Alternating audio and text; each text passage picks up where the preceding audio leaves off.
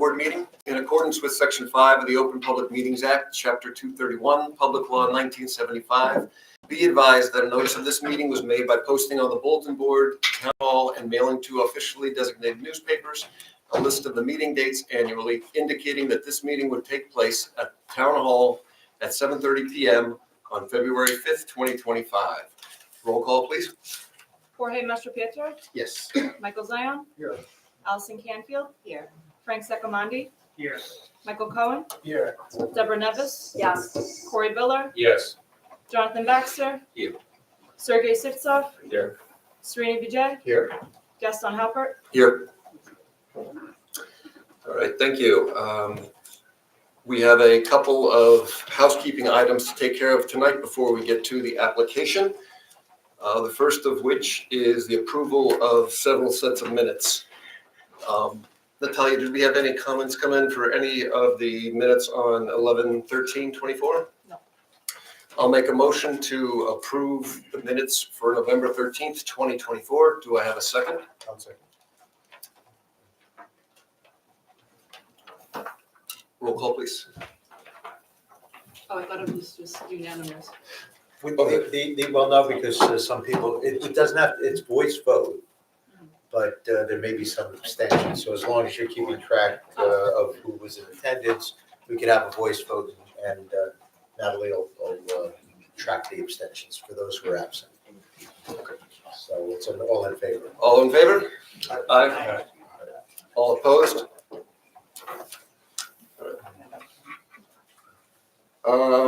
Were there any comments that came in for December 4th, 2024? No. I'll make a motion to approve the comments for December 4th, 2024. Do I have a second? All in favor? Aye. All opposed? Not opposed. Abstentions noted. Were there any comments that came in for 12/18/2024? Nope. Nope. I'll make a motion to approve the minutes for 12/18/2024. Do I have a second? I'll second. All in favor? Aye. All opposed? Any abstentions? She'll note the abstentions. Okay. Yeah. All right, the final set of minutes from January 8th. Natalia, were there any comments that came in? No, all right.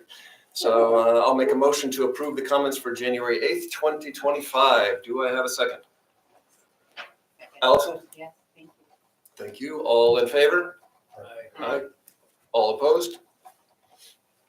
Minutes approved. Okay, the second order of business that we need to take care of very quickly so we can move on to the application. We, the planning board, are responsible for updating the housing element of the master plan. In order to do so, Graham, pardon me, is forming a working committee to help with the effort. The effort needs to move fairly quickly. I think we have to get something in by May and have everything set by June. And in order to do so, we needed to appoint several members of the planning board to the working committee. I've talked with several people, and I would like to appoint Ms. Canfield, Ms. Neves, and myself to the working committee. And please note, anytime we have a working or a committee meeting, I would definitely like to come back to the board at their next meeting and give a summary and have everybody comment, because I do feel like we do have a lot of voices on the board and very valuable voices. So we'll make sure that everybody's voice does count. Could you say the language? Sure. Now, it's a chair appointment. We do have a provision in our bylaws, though, that if a majority of the board disagrees, that the majority of the board has authority. So I think it's prudent to, in essence, sort of reverse it and consider, even though it's an appointment, that was a nomination of those three individuals, and the board can vote. And if a majority approves of those three nominations, we have our committee. So calling for, well, why don't we have the nomination count as the motion from the chair? Is there a second? I'll second.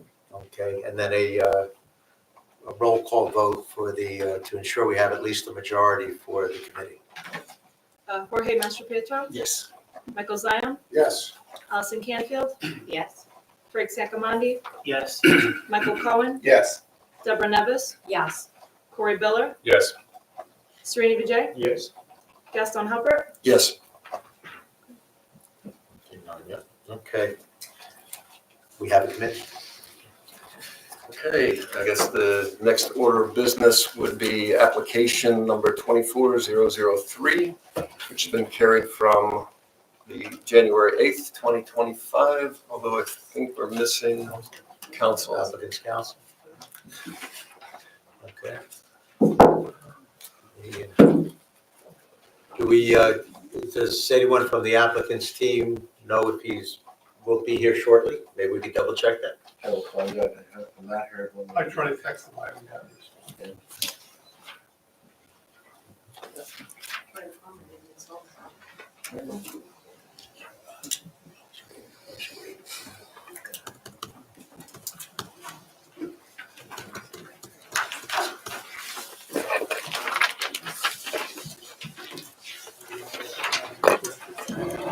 There we go.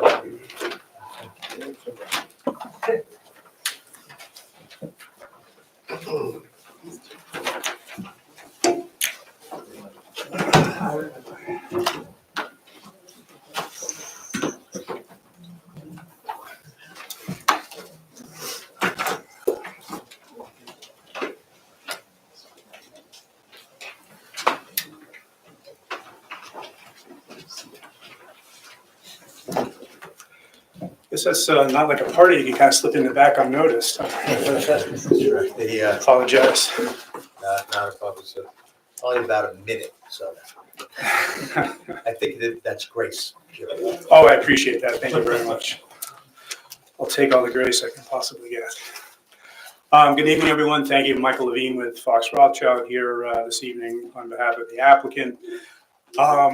Since the last time we were here before the board, the applicant resubmitted a number of materials that were consistent with our prior testimony and some of the conceptual drawings that we had shared with the board in advance. Our site plan submission was revised to reflect some of the conceptual plans that we'd shared with the board and received some positive feedback on. Those resulted in other corresponding changes to our submission, namely the stormwater management report, which was prepared, revised, and resubmitted, the stormwater management and maintenance plan. There was a supplemental traffic study that was submitted. There were two revised visual depictions prepared by our architect that were submitted, all of which were submitted in advance, more than 10 days in advance of tonight's hearing. The board's experts have had an opportunity to review those revised materials. They've issued reports that we're prepared to address this evening. That's kind of where we left things off. What I would propose to do, I think kind of the underlying document from which everything else kind of stems, is the revised site plans. We submitted hard copies as well as electronic copies to the board secretary. I think it would make sense to start with John Ferrante, who's our project engineer, who can review with you and highlight for you those changes to the plans that are reflected on our updated submission. And if I may, Mr. Chairman, just to get an idea of what your plans are, is it to have the civil engineer, then the architect and/or traffic engineer also be addressing their updated submissions as well? Yes, that's exactly right. I think the order would be engineer, followed by architect, followed by traffic consultant.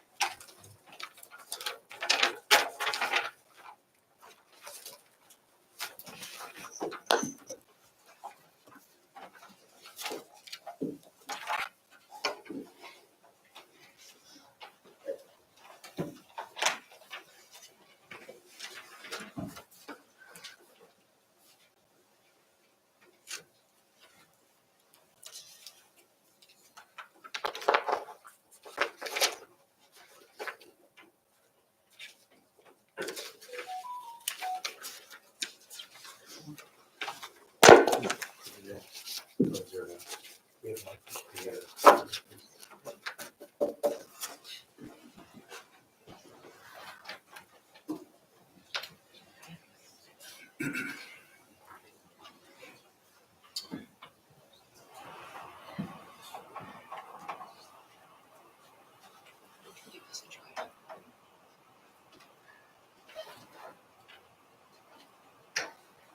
picking anything up?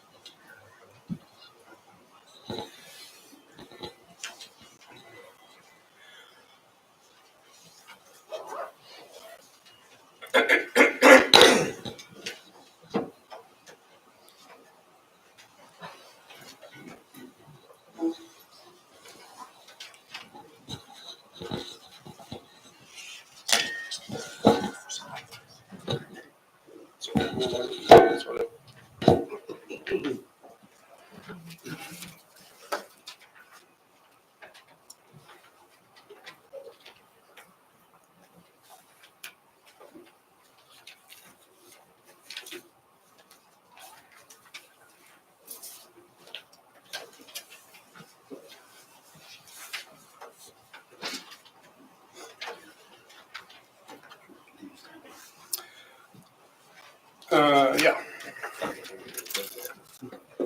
Apologize. Taking so long.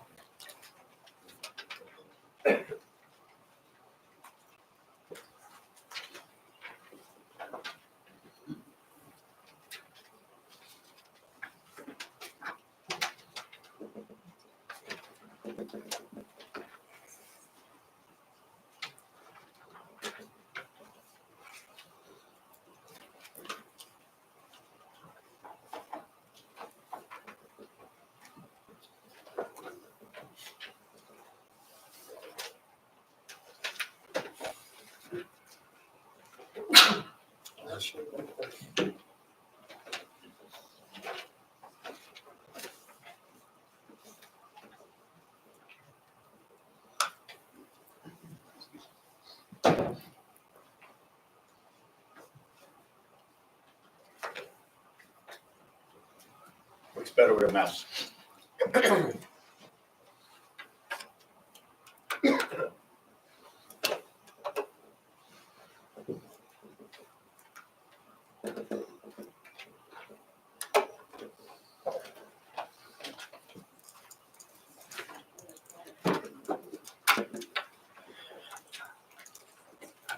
Need this for like a mouse pad, maybe?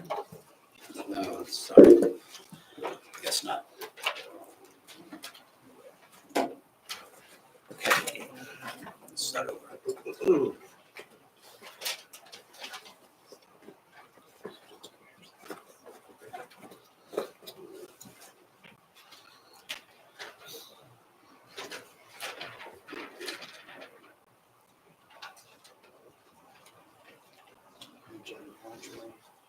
Try that.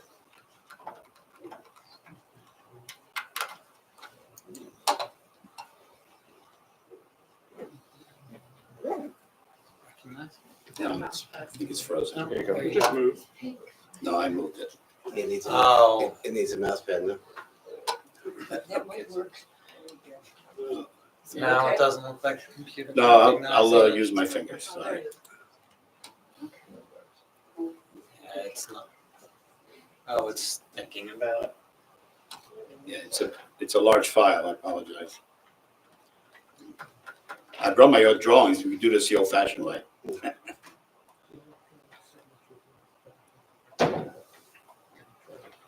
Try the mouse again, John. It looks like it took. Yes. Thank you.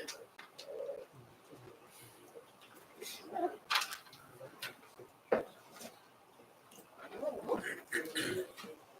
I think that's not the right file.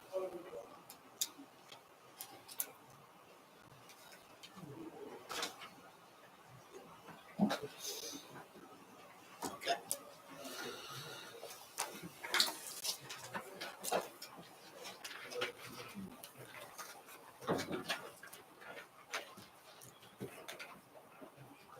You're gonna love it. Once I- You telling us it's worth the wait? I mean, Yes. is that great?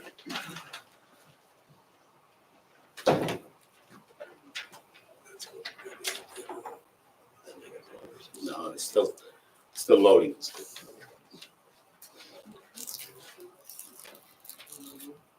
Okay, try one more time.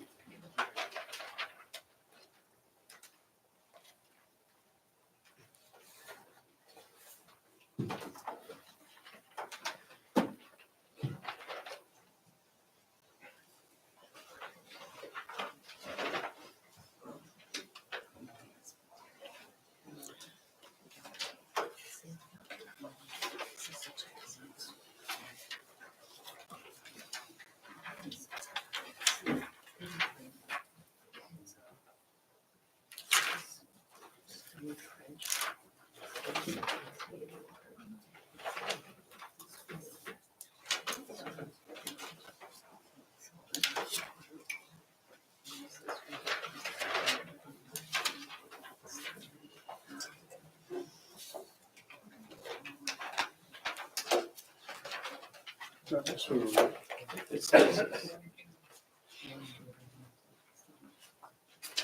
what's a question on that? Just trying to enlarge it? No, I'm just trying to make it larger, yes. Okay, we'll go with this. Good evening, John Ferranti, Yep. site engineer. So John, two things. I'll remind you that you still remain under oath. Correct. And can you confirm that your license as a licensed professional engineer is still in good standing? It is, thank you. So these plans that you're going to take the board through, first, I'd like you to identify them just by title and revision date. Yes, the drawings are revision D, D as in dog. D as in dog, and dated January 23rd, 2025. Now, these drawings on the whiteboard that we're going to be discussing, have they been altered or modified in any way to make them different from what was the hard copies that were submitted to the board? Yes, no, obviously, these drawings, the only difference is the drawings that the board has have my electronic signature on. These do not, because the electronic signature locks the drawing and it makes it easier to project the drawing without the electronic signature. They don't need to be marked as exhibits. That was the reason he was asking that question. Correct. They're the same as what was submitted more than 10 days in advance. We could just refer to them by what they are, which page or sheet they're on. So please proceed. Thank you. So, John, if you, two of the major changes that we had shared with the board conceptually, kind of with interim drawings, were relocating the driveways, both the Parsonage Hill Road driveway as well as the Old Short Hills Road driveway. So can you compare and contrast the location under the previous revision, revision C, and how that's been changed and reflected in revision D? Yes. The main changes, and I apologize, it looks like it's still trying to load the different.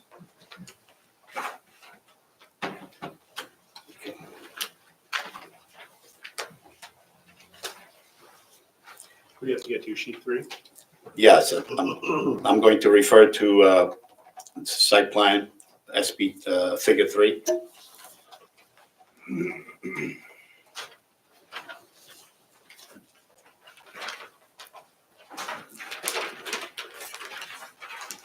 I should close that one because it's trying to load too many drawings.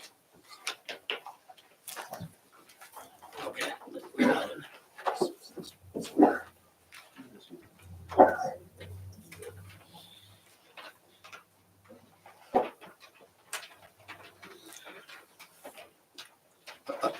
What you have on the screen is figure 3. And just to summarize how the evolution of this revision D. If you recall, initially, based on comments that we received, we moved, the driveway was originally shown in this location. And we were able to relocate the driveway about 140 feet to the west And So so that that relocated driveway is now approximately what, 287 feet from from the Old intersection? Shore Hills Road, Whereas before it was around 145 feet, is that correct? correct. The other change was that based on comments that we received from the board and also the public, was that we had to realign our exit driveway onto Short Hills Road to be in line with Park Avenue. Again, Is that origin. Park Road? Park Road. Originally, our driveway was about 45 feet north of the intersection of Park Road, so that we're able to realign, as you see there on the bottom of figure 3. Other changes that we relocated the play area, the 900 square feet play area from before when we first revised the drawings to show the playground play area was on the southwest of the upper parking lot, and now we're able to relocate it so that it's in line with the lower level where the actual classrooms are for the children. And the size remains the same, 900 square feet, is that right? That is correct. And also, more importantly, the revised revision D, when looking at all the bulk tables requirements, we are still not requiring any variance.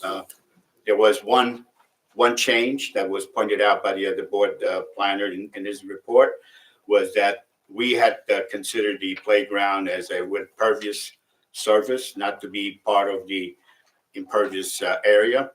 But because it's an accessory use, it has to be counted. So that adds an additional 900 square feet to our calculation, which puts us 330 feet over. But I'm here to stipulate to the board that we'll be able to reduce that overage of 331 square feet, so that will be compliant. And that will be accomplished by how? By removing the retaining walls? Yes, we added some small retaining walls along the exit driveway. By deleting those retaining wall, we will be under the 35% impervious area, so we'll be compliant with those requirements. Now, I'm sorry, before you leave that, if I may, with the chair's permission, can you explain exactly how it is you'll be able to remove those retaining walls, and assuming that they were there for a purpose such as Correct. grading or holding back grading? Yes, How is it that, bear with me, how is it that that's going to be effectuated without there being any safety concerns and the like? Good question. By removing the retaining wall that you see there, they're all compliant. They have to be less than 2 feet high in height in the front yard, which they are. By removing those retaining walls, those small retaining walls, we'll regrade this area south of the exit drive slightly, so there are the overall disturbed area will go up about 100 to 200 square feet, but no other changes from that minor regrading on the south side of the exit driveway. will that minor regrading require the removal of any additional mature trees that otherwise weren't proposed to be removed? No, absolutely not. Will that regrading require a change to the landscaping plan that we've submitted as part of the site plan? Not materially. We were still able to plant the trees. When I present the landscaping plan, you'll see where the changes are. But no changes to the landscaping plan. The other major change that I'm zooming out now, if the board recalls, on the revision C, we had 2 surface basins to manage stormwater. We had a bioswale and a detention basin, surface basins. These basins were located on the south side of the lot in this area, as my pointer is showing. We were able to the stormwater got redesigned. It was a major redesign in stormwater, but we were able to get creative and we are now proposing underground detention basins in the upper lot, you see in this area, and a smaller one in the lower lot under the parking on the lower side. And additionally, we have to meet the green infrastructure, so we were able to provide green infrastructure by having a grass swale down on the west side of the parking of the upper lot, combined with a sand filter, and that complies with the DEP green infrastructure requirements. As well, more importantly, we also, zooming in, we are proposing a pervious paving in the middle of the parking lot, which is also a green infrastructure measure that DEP is very much in favor these days. And that was not proposed as part of the prior revision C, correct? Correct. So we have green infrastructure with the revised plan has porous pavement for the upper lot in this central parking area, porous pavement in the lower lot in the parking spaces you see there. We have green infrastructure, as I indicated, on the upper lot to the west. We have a small manufactured device you see there to pick up drainage from this side of the lot. Where is it? I'm sorry, Joe, where It's is it? right here at the end where the driveway starts in this location, noted with GI for green infrastructure. You can see there. And what this is in essence is a bioswale. It's allows stormwater to come into the structured device. The stormwater gets filtered. It removes the suspended solids that is required. And then obviously the stormwater then is managed in the subsurface stormwater drainage tank that's located underneath the porous pavement area. On the lower lot, real quick, just to introduce. Could you maybe zoom out a little? Yes. Yes, thank you. But before you do, if I could ask a question, Sure. Mr. Chairman, the porous pavement, that's not is that counted towards the lot coverage, or is that not counted towards? No, the it lot still has to be counted as impervious. coverage? Thank you. The other, on the lower lot, what we've done is, again, porous pavement with, for green infrastructure, and then the stormwater management tank is underneath. We have, for both systems, even also for the sand, the sand drain and the grass swale, we have underdrain piping, perforated piping that once the water percolates through the device, it's then conveyed to the stormwater management tank. On the exit driveway, you see there, that water, because it's topographically lower than the lower lot in front of the classrooms, we are proposing a rain garden that will follow the contour of the access drive. And again, a rain garden is also a green infrastructure device, so the water. So in essence, we submitted a lengthy report that Ms. Callahan, the board engineer, has reviewed and provided comments, which we can go over. John, if you would, ultimately, this storm, you explained, the various features on site and how water's filtered and where the features are located, some above ground, the majority underground. Ultimately, when it's all flows through the system, where does this water discharge to? Well, eventually the water then gets discharged via an outlet control structure that's there, and it will be slowly let out and connected to the municipal stormwater via the catch basin that's located there, an existing one.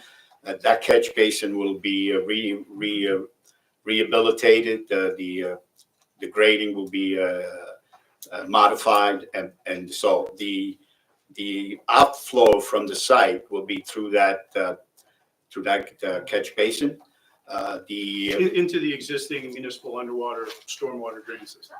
Correct. So this is not like, unlike present conditions where this water just sheet flows off-site. Is Just that to, correct? exactly. Right to the south, is that In correct? essence, if the existing site, if you see there, there's as everyone know, roughly close to 16 to 18 feet difference in elevation, and all the drainage from the site goes from the the north-south part of the site on Parsonage Hill, all the way down, straight down towards the property line directly to the south.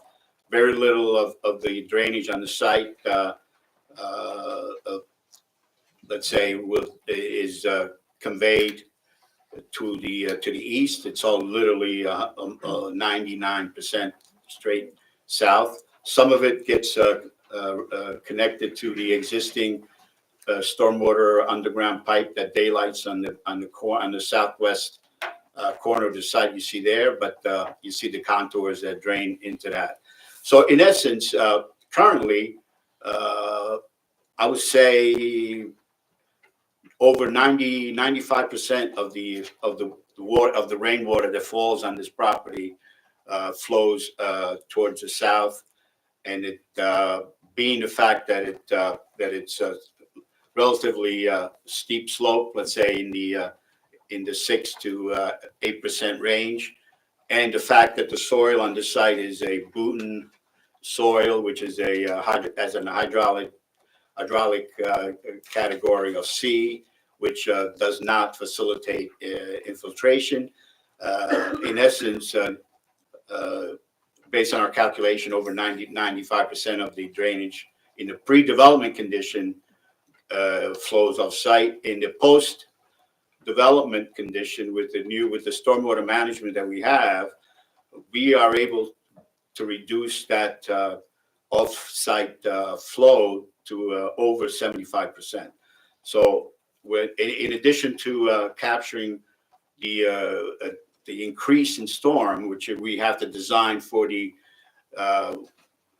DEP revised the rules in 2023, where now we're designing for a 2,100 storm.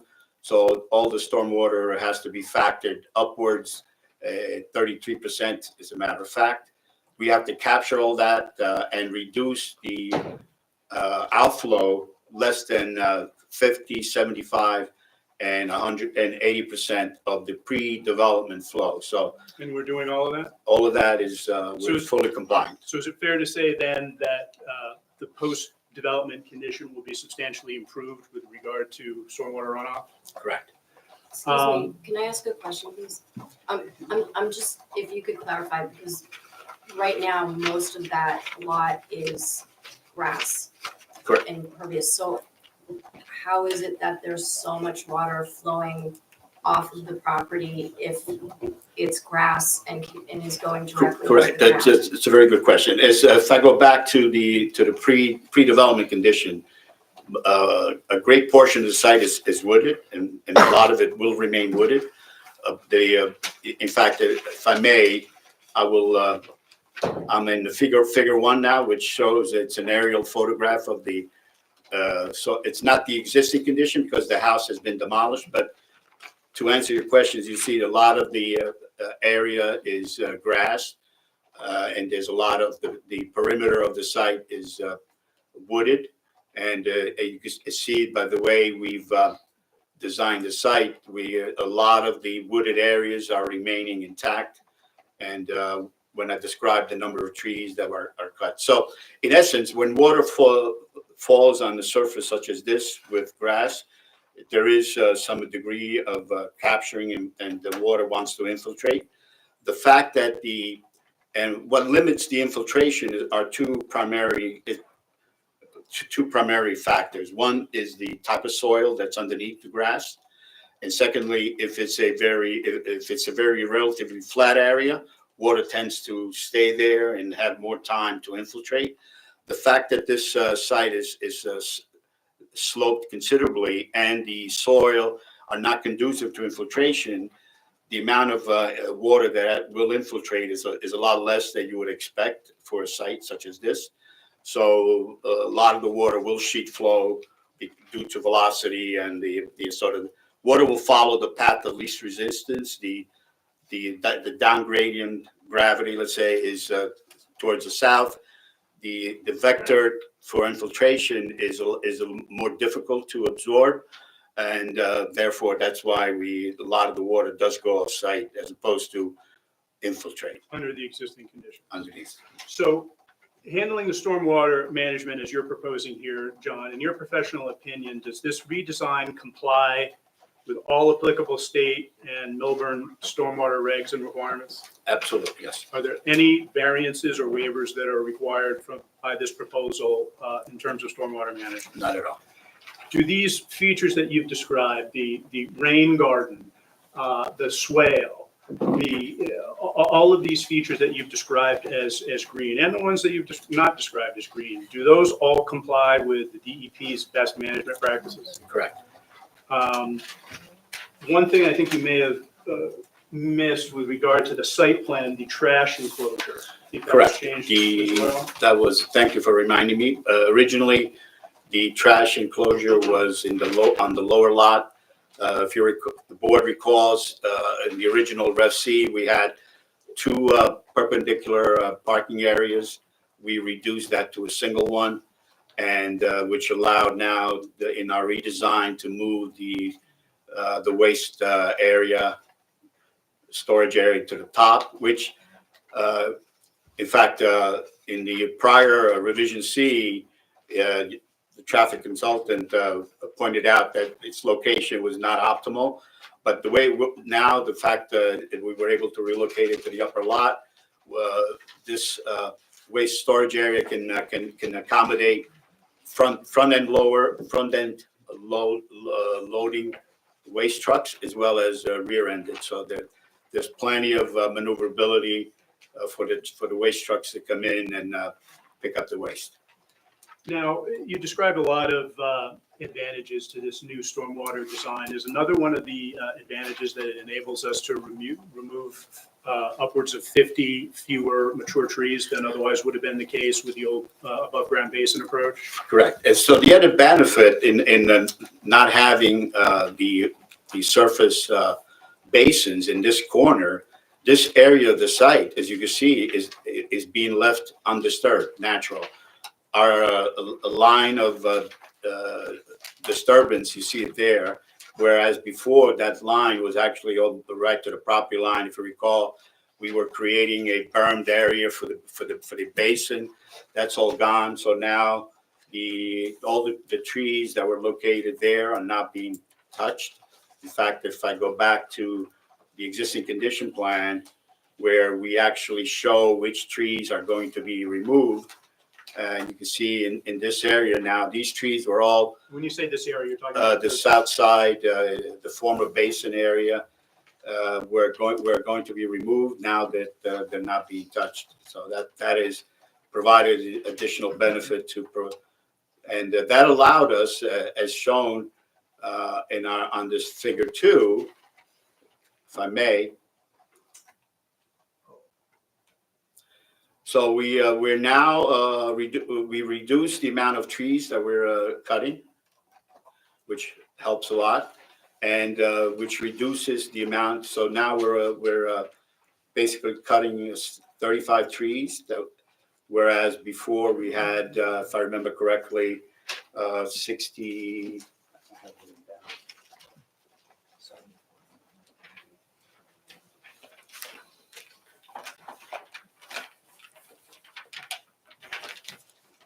So in essence, just to, because trees are it's sort of a topic of interest to a lot of board members and the public. There are 124 trees that were surveyed, were marked. In the prior revision C, we were removing 62 trees, now 35. So that's directionally obviously in the right direction. And based on the Milburn ordinance, we would have had to replace 208 trees total, whereas now with the reduction, only 159. And in the revision C version, we were providing only 139 because we lacked the space to plant trees.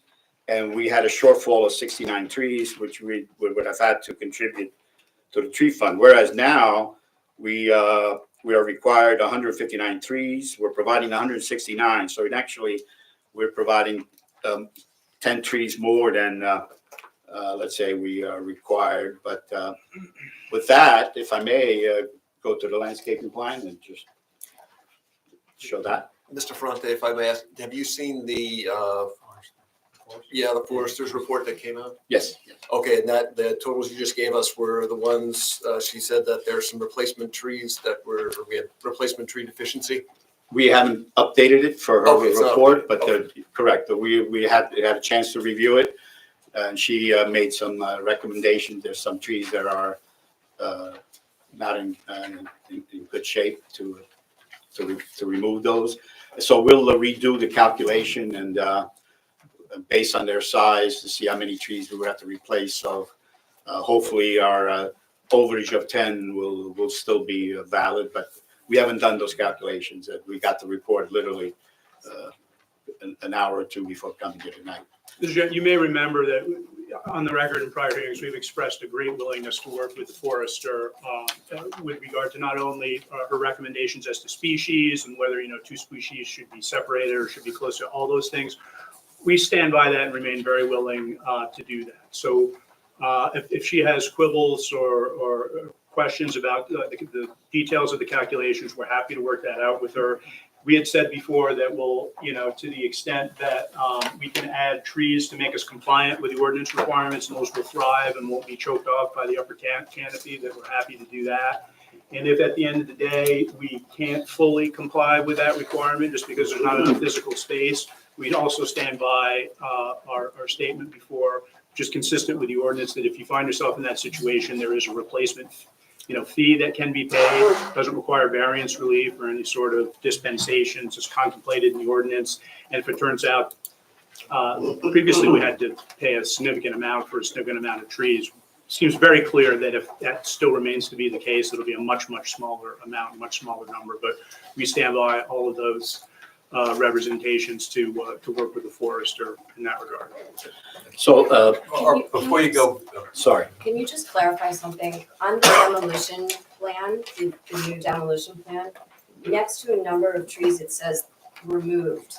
Excuse me? Next to a certain number of trees, it says removed. Does that mean that they've already been removed? No, our calculation is, She's referring to the demolition. Yeah, talking about the I'm demolition plan. I'm going back to figure 2.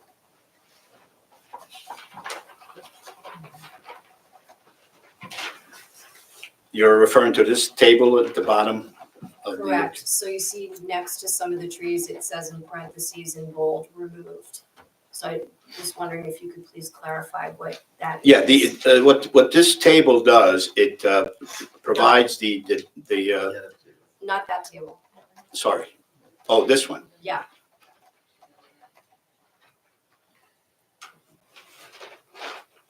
Yes, I apologize.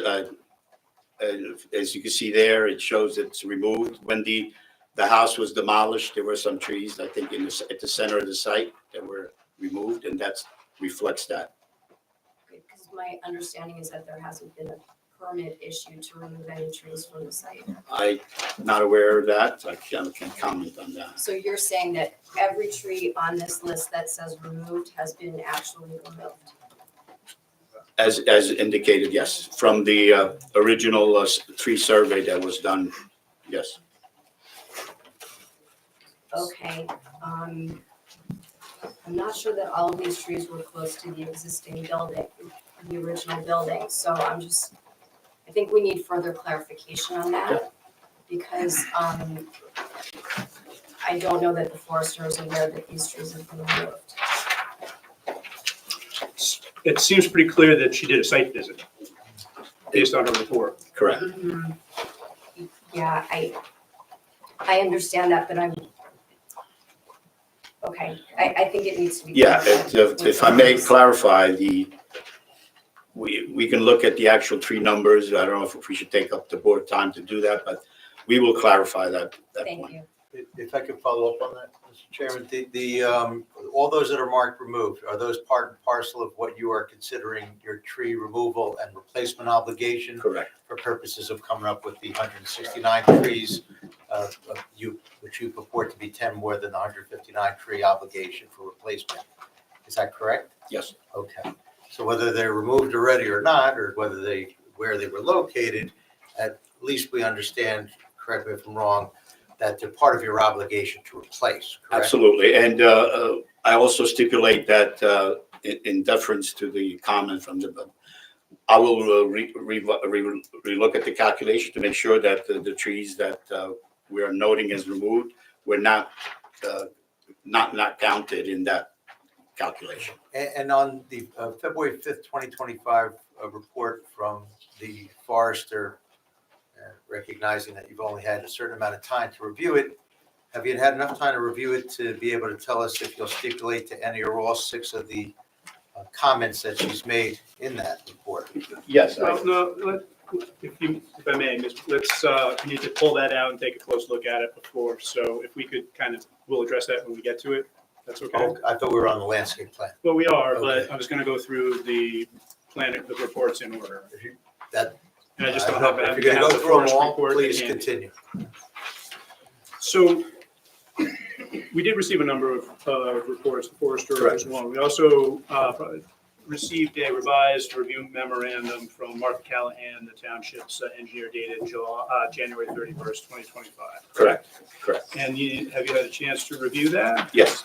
So on page 2, item 4 of her report, and I think you may have alluded to this earlier, John. It says the revised driveway location intersects Old Short Hills Road where there is a type B drainage inlet that must be reconstructed to accept either a type A or type B inlet grade, both of which are flat inlets. Is that something that the applicant will comply with? Yes. And I think you actually showed the location of that on the drawing, correct? Correct. Um, I'm zooming in on figure 3 to that catch basin that Ms. Callahan was referring to. So you also described the stormwater runoff treatment area, the swale, the bioretention swale west of the main parking lot. Correct. There's also some proposed light poles shown in that general area. Is there any conflict in the operation of those two improvements? Yeah, there are 4 light poles located within the grass swale, and locating the light pole with their foundation through the grass swale does not impact the operation or the functionality of the grass swale. She notes on page 3, item 4, that an inlet should be constructed in the southeast corner of the 7 parking space section of the south side of the upper lot to capture water that might be trapped there. So could you identify that area on the Yeah, plan, please? it's on the south side. Let me just zoom out a little bit. It's in this, what Martha correctly indicated, that the bottom of curb elevation will let water pond in this corner. All that is going to require is a change, a minor change to the bottom of curb elevation, raising that corner slightly, like half a foot. So water will then flow as it was intended to across towards the grass swale and the sand filter. So that's a will comply, correct? Correct. Also, on page 3, item 8, with regard to the stormwater maintenance plan, and this was something, as I recall, that she had noted and recommended, even with the above-ground basin system. She notes that an annual report must be submitted to the Township Engineering Department every year by April 1st, as the township is required to attest in its annual report to DEP that maintenance of such facilities has been accomplished. Correct. And she's expected that the applicant will ensure performance of those inspections and the reporting. Is that something that the applicant will comply with? Absolutely, and he's required to by statute. And the stormwater maintenance plan that you prepared and submitted includes inspection checklists in order to facilitate those annual inspections? Correct.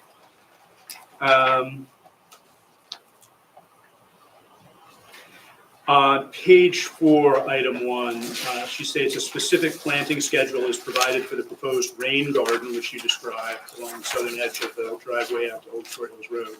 It should be followed. Inspections must be done annually and plantings replaced as necessary to ensure the efficacy of the runoff collection. Correct. And it's something the applicant will comply with. Yes.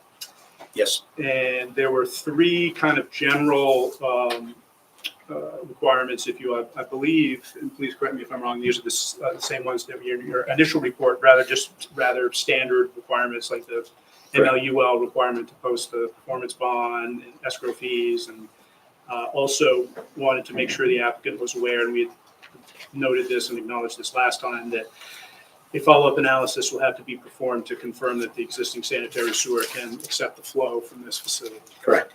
And so those are all, applicant will comply as well. Yes. Rather than turning to the next report, perhaps we should give Ms. Callahan an opportunity to weigh in on her report. Is that the board's pleasure? We don't have to do it that way. I can go on to Mr. Fissinger's report. With regard Do to. you have anything to add? Only that they have followed all the requirements of our ordinance, which mimics exactly the DEP requirements, so. And the other thing that this new stormwater management plan does that the original one didn't do is that it captures the water and treats it close to the source, which is another requirement of the DEP. So I view this as an improved stormwater management plan for this facility.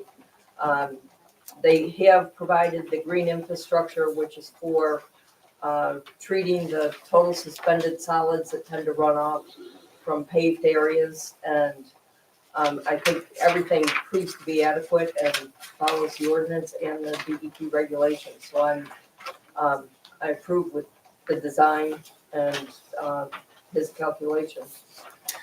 Ms. Callahan, if I could just ask one follow-up question. On page 3 of your report, item 7, you state that the requirements for water quantity standards call for post-construction peak runoff reductions of the 2, 10, and 100-year storms to 50, 75, and 80% respectively of the current peak.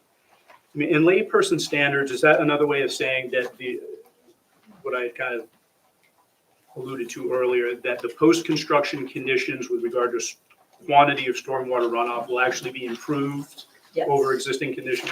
Yes. And he did demonstrate that he's using, we're currently now required to use an increase, we have to multiply our stormwater intensities when we do calculations. I think it's by a factor of 6%.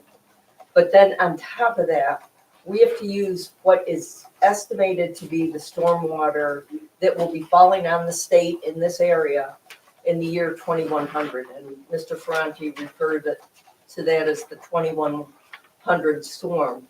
It's 33% greater than what we experience right now.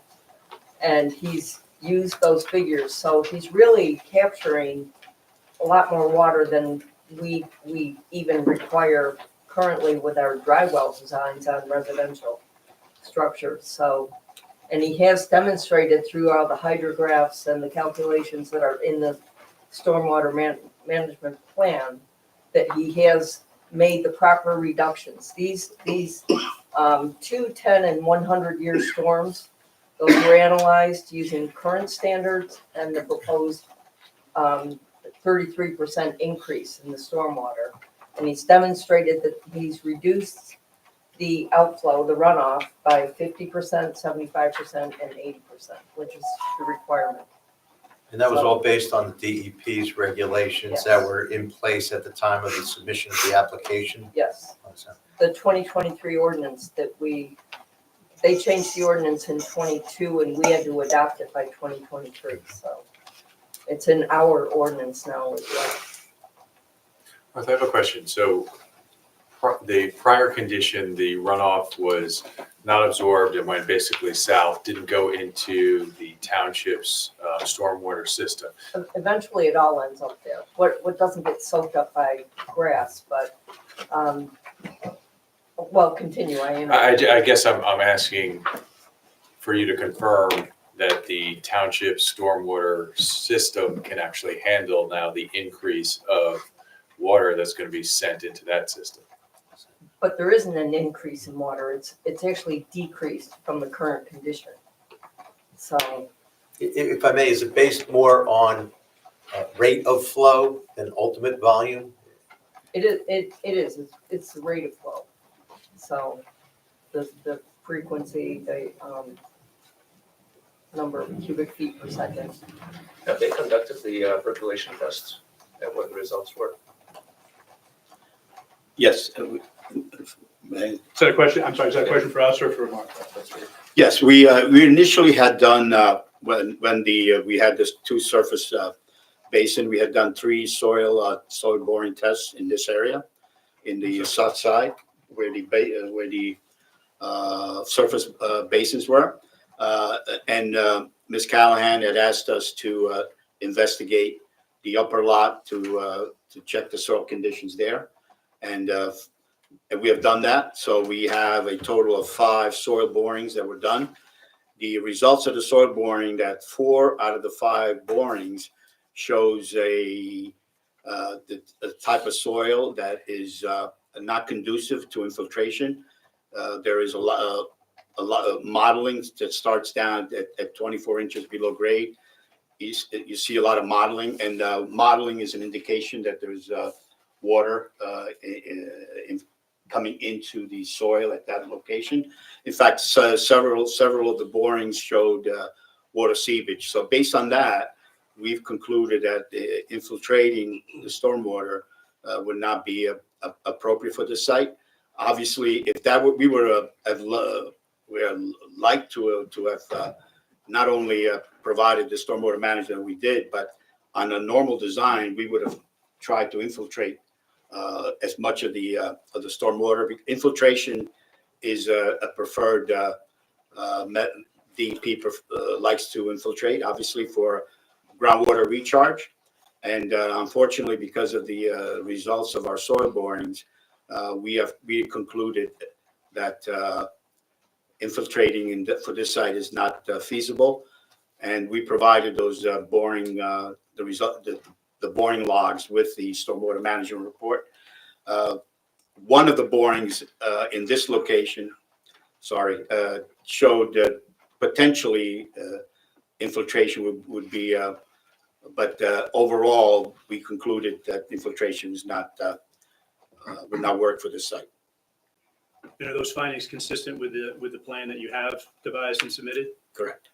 Mr. Chairman, if I may, there's also some civil engineering questions that Mr. Ferrante needs to answer from a couple of the other reports. If I could turn to those. Before we go on, I have one more question for Ms. Callahan. All right, sure. So to my understanding, porous pavement requires a lot more maintenance, and I like the idea. Will you be getting the reports for the semi or multiple cleanings per year? Generally, if we had porous pavement, and which is something I would like to do in our parking lots, it's generally required to do a sweep. They have special sweepers that vacuum up any of the silts and the fines that end up between the porous pavements and the voids. It's generally done before winter and after winter. So before, once the leaves have all fallen and all that debris is gone, then they sweep it up and they do it again in the spring to pick up any road grit and stuff that's accumulated in it. So twice a year at a minimum. Correct. Be great to do it, a third time maybe in the middle of the summer, but it's not, I wouldn't require that. Is that But part I of the would want to see it on the stormwater? maintenance report. So, Yeah, is that part of the stormwater maintenance plan? yes. Correct. Already that's been submitted, so they've agreed to that already. That's something, and it's something that I think should be written into the resolution as a condition of the resolution, because it's something that the rabbi is going to have to make sure that it's done. We're happy to comply with it. Understood, it can be in the plan and the resolution, assuming it's an approval, of course. Yes. Mr. Chair, I have a question for, if you don't mind. And going back to page 2, number 5, the stormwater runoff treatment. area and the 4 proposed lighting poles in that treatment area. Do you have a spec on what this lighting and the depth and how it's going to be secured in this runoff? The foundations for the light poles? Yes. It's, We have it's shown on the plan. We have a It's shown detail. On the lighting So plan. you've or the seen the detail. proposed specs on the poles, correct? Yeah, they're shown on the plan. Okay, thank you. And yes, they did a lighting analysis. So, Thank you. And just on that, I don't know if you covered that question of hers, under the lighting section. I know you're doing civil now, but that's sort of. No, actually, I did. That was a question. Oh, you did? I called, Okay. yeah, I called specific reference to the, yeah. Okay, excellent, thank you. John, you're not quite done. I'm I was. referring you now to the Brightview Engineering Review Memo dated January 27th, 2025, prepared by Mr. Kissinger, and on page 2 of his report, item 1. He said, as previously noted on this office's review of the concept version of the latest plan, where practical curb lines that intersect at acute or right angles should be rounded to minimize the possibility of punctures in the event they are impacted by vehicle tires. Is that something the applicant will comply with? Yes, Moving further down on page 2, item 4, it says, appears minor revisions to the pie-shaped island in the southwestern corner of the parking lot are required to allow the tail swing of the fire truck to complete the turn. Can you just identify that? yeah, see, I believe it's this pie-shaped. Yes, that's the one I'm talking about. And which sheet is that, John? This is figure 3, and the truck turn that we have done, the rear edge of the truck brushes against this curb line, so you would like us to give it a little more sweep to avoid that condition. And again, that's something the applicant will comply with. Absolutely. Now, on item 5, and also with reference to figure 3, if you could move to the pathway from the building to the proposed play area. Yes. There were a couple of questions there. You're showing fencing enclosing the play area, so presumably if you're enclosing it with fencing, there's a gate somewhere, correct? A gate got left out. It was a good catch. We will provide a gate, absolutely. And where will that be? Right in this corner right here, where the ADA ramp walkway leads the children to the playground.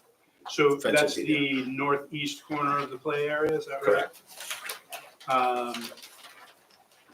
So there's an open question in his report as to whether or not an ADA accessible ramp to the playground area is proposed. Are you saying that it is? It is an ADA. And where is that exactly? It's actually this walkway has to be ADA compliant in case one of the children, someone is in a wheelchair and things of that nature. It has to comply, and it does. So you identified the location of the gate. Is this dark line here? What is that? Is that the curb line? That's the curb line of the drive aisle. So is the playground area set back from that curb line far enough so that there won't be any conflict with an opening gate and any Absolutely. vehicle movements? Absolutely. So that striping treatment that you're showing is the ADA access area. Correct. And that's just striping that's shown on the plan and it will appear in the field on the pavement. Correct. Yeah, Mr. Chairman, if I can just clarify, it'll probably speed things up a little. The question with that is that path at the ADA spaces should be blue, consistent with ADA parking, but past that, it actually is a crosswalk, so it should be white, not blue. So you just, it's a Yes. very minor issue. You just need to specify where the striping changes from blue to white. I don't have a problem with the location. In fact, I like the idea that pathway is serving multiple purposes. I'm just asking you to denote the striping properly. Absolutely. Would there be, well, there would be a benefit, but should there be a requirement that there be bollards by those parking spots before the play area, just in case, so that a car does not inadvertently encroach and hit the play area? We can provide bollards. That's a good comment in this location where I'm pointing. I was thinking like across by the play area so that, Yeah, right in this Yeah. spot. Yes, we could add that. Yeah, I don't, and there is a curb there that presumably someone backing out of the space isn't gonna be moving very quickly, but I don't have an issue with putting in the bollards just for an additional safety measure. Neither do we. Good comment. I think that's it in terms of civil engineering comments from Mr. Kissinger's report. There- Unless I've missed Sorry, something. there was, and this is again a very minor thing, item number 3, John, can you just confirm that signage and landscaping isn't proposed within the site triangles? Correct. Yes.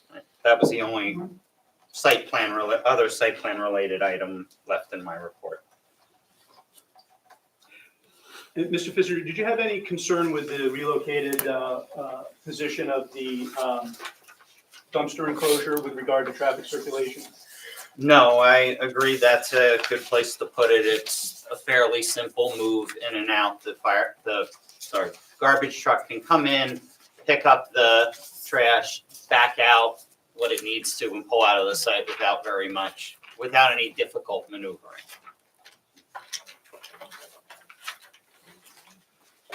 Mr. Petto, not to leave you out, I looked at your memo, please correct me if I'm wrong, I'm not sure that I saw any engineering-related comments or questions that we didn't already address. I can just tell you, which I think I had agreed to in your first report, in the first iteration of the plans, you have under section E, recommended conditions of approval if the board were to approve this application. There was a new one added, item 8, the applicant shall replace any trees that do not survive up to 1 year after planting. Certainly the applicant agrees to that. I think that would be covered by the maintenance guarantee that we're required to post under the MLUL in any event. So yes, certainly. The other 7, I think, remain unchanged, correct? And we had said before that those were all acceptable, and we reiterate that.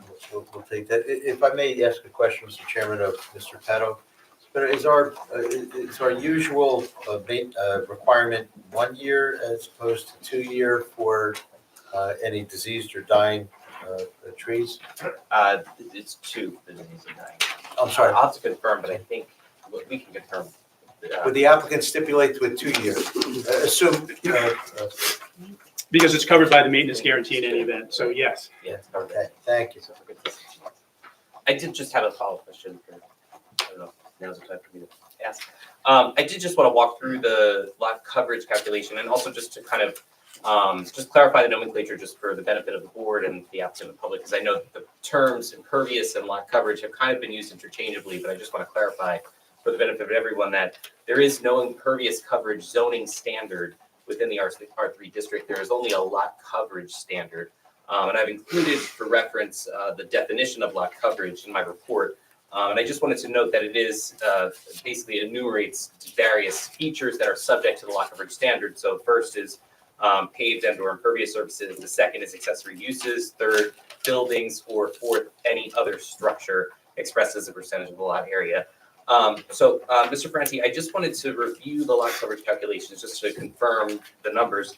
So on your plan within the zoning table, you indicate that there is 50,361 square feet of lot coverage. That's on the sheet, I believe the first or second sheet containing the zoning table. Figure 1. That's correct, figure 1.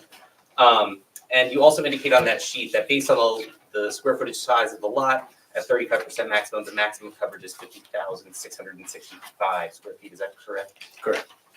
And you indicated that the missing component for your calculation for the purposes of lot coverage was the playground surface area, which is 900 square feet. Correct. That you had indicated. So that would bring it the total to 51,261 square feet of I'm total sorry, coverage. 261? 51,261 261, right? of total coverage, which would be an overage of almost 600 square feet, 596 square feet. So I just wanted to, and I believe you had said perhaps 300. I just wanted to confirm those. Right. figures. So what we did was, in essence, the number that's shown on the table, the 50,000. Hold on, let me find it. Sorry. Yeah, the 50,361. So if what was missing is the 900 square feet for the playground. So Right. that brought us above so in calculating what 35% of the lot area is, and subtract that from the new calculation my numbers are that we have 331 overage. Oh, from the, okay, so. So to overage- be under the 35%, I have to remove 350 square feet or more to get below the 35%, so that we don't have a variance. I'm hearing 596 from Graham, I'm Right. hearing 3-something from you. Maybe there's a reconciliation that has to come. Yeah, so the maximum is 50,665 that's permitted by ordinance. Correct. And when you add, you have 50,361 at present. Correct. If you add the 900 square feet on top of that number, that brings you up to 51,261. And that value is 596 square feet over the maximum permitted of 50,665. Correct. So, yes, I think your calculations are correct, and we'll make that revision, and more importantly, we will reduce the required impervious to be under the 35%. Okay, so you had indicated the wall removal. Yes. What was the estimated square feet of the? The walls of, it was more than the 331. I think, I don't have the exact number noted on my sheet here, but it was more than sufficient to get it to below 35%. And Well, so, Hang on a second, you said it was more than the 331, but you didn't say it was more than the 596. It's in that range. I can provide the exact number. I don't have that exact number with me tonight. Suffice it to say, we have to reduce that number Correct.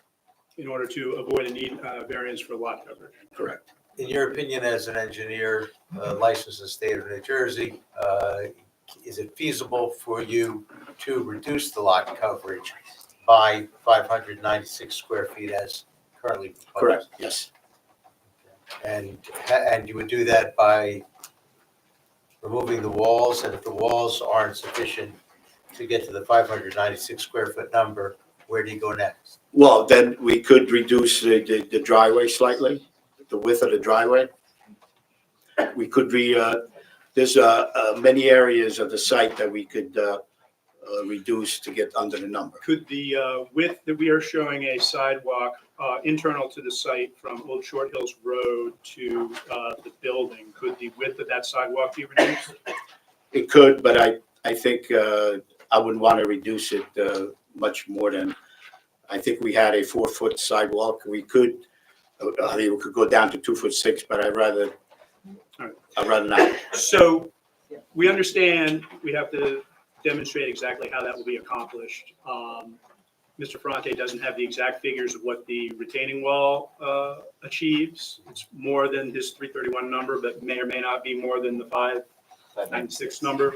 So we'll just confirm that that can be done and explain exactly how it will be done. And I'll provide absolutely, to provide all the calculations. Acceptable to you, Mr. Penna? I guess we'll see. Acceptable to you, Ms. Callahan? We'll have to wait and see. By my calculations, if you remove the two walls, you'll be over by 33 square feet. I think you can find I 33 could find square 33 feet somewhere. Yes. And you're representing you'll provide that Yes. before we Absolutely. conclude the proceedings? Yes, won't be a mystery. So it'll be demonstrated on the plans? Yes. Okay. Before we leave this, can I ask a quick question about the playground? So the access to the playground is across where the cars are exiting from the car park. That's correct, I'm reading that correctly. Could you repeat the question? The access to the playground, Yes, that walkway runs right across where cars are going to be exiting from the main car park. correct. So is there going to be any signage to indicate to drivers? I understand that there's probably no plans to have a lot of people exiting at the same time as kids might be going to the playground, but if kids are used to running across that road for the playground by being there, then they're just going to do that no matter what at any time. We can add that, absolutely.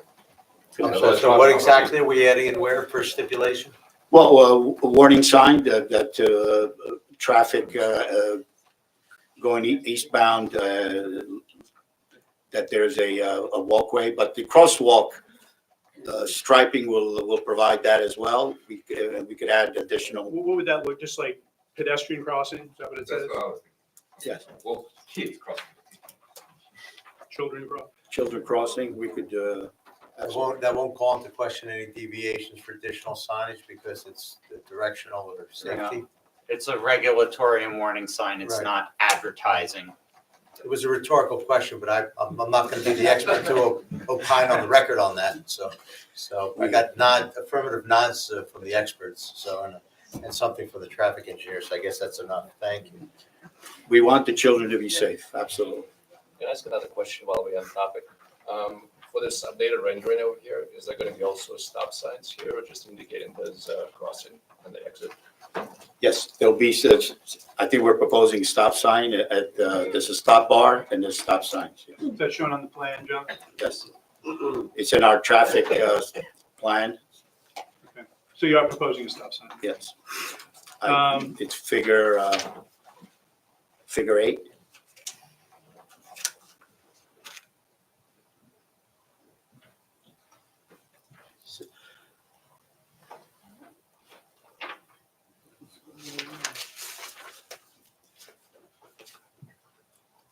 Oops, sorry, missed it.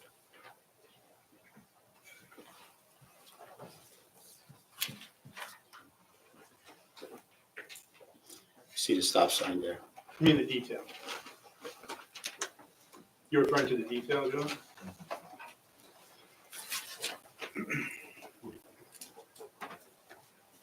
Having trouble moving the drawing, but there is a stop sign, yes. Mr. Warner, you had asked about, and just to be complete with Mr. Ferrante's testimony, you had asked about the Forester's memo. I have that in front of me now. And there are 6 items noted consistent with what I had indicated earlier. The question as to whether or not the circumference of the trees is being correctly measured. I stand by everything we had said before with regard to working with her to make sure that that is, that we're on the same page in terms of the total number of trees that need to be replaced. And then to the extent there's any deficiency, we make the required monetary contribution. Item 2 just recommends that the junipers and the hawthorns not be planted together. We could comply with that. Yes. 3, she mentions the standard 2-year maintenance guarantee under the MLU. We had already indicated we comply with that. The replacement trees at time of planting should be installed with deer protection to safeguard them from damage. Is that fairly standard operating procedure, John? Yes. Is that something the applicant will comply with? Yes. Item 5, she indicates there are some trees that in her view should be removed due to pest or decay or significant decline.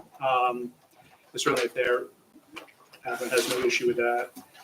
And item 6, tree 34 is a healthy maple outside of the work area and does not require removal. Yes, if we're in agreement that that's outside of the work area and it won't be damaged by, equipment on its root system or anything like that, and it can be salvaged, certainly we're interested in salvaging as many Right, and I trees as believe, we can. tree number 34 that it's being referred to is right here, and we were not So planning. where's right here? South side, south of the driveway. Could you pull out just a little so we can see that? Yes. Oh, actually you zoomed in. That gray target looking thing in the middle, That's, we have noted that as tree number 34 on our figure 2. And Did we're you not have it planning, as being eliminated or remaining? we are proposing to leave it, not to touch it. I would wonder why she would ask you to not touch it if you already She were. may have been referring to a different tree that we can coordinate with her. But if the board likes, I can go back to our figure 2, which has all the markings of trees.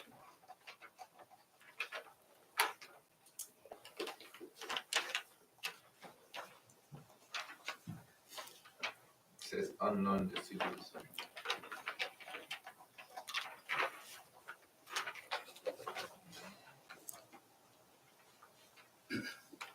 I'm zooming in on figure figure 2, and you see number 34, and it's not proposed to be cut. So we'll make sure we're talking about the same tree 34, but if that can be saved. She may have been referred to 35, which is right at the edge there, but we'll coordinate with her and check on that. Okay. And that was it for the forestry report. Can I go back, just, you're going speeding through this real quick, but I have a question on the playground. It doesn't specify, I certainly see the fence around, but is there a retaining wall or is there a block wall around the There, playground? correct. There is a small retaining wall at the perimeter, and we have a fence on top of the retaining wall. Was that also in your calculations? I'm asking our planner is lot coverage. The wall should be included per the regulations, so that's something we have. So clarification, it should be included. Okay. Yeah, I don't know if they included that in the 900 square foot, that's a question. You just need to confirm it's included. We'll confirm. And also just, Graham, certainly the bike rack and, all of that has been an additional, and that was all calculated in your calculations? The That's bike, part of the walkways, yeah. Got it, That's the okay. walkway. thank you.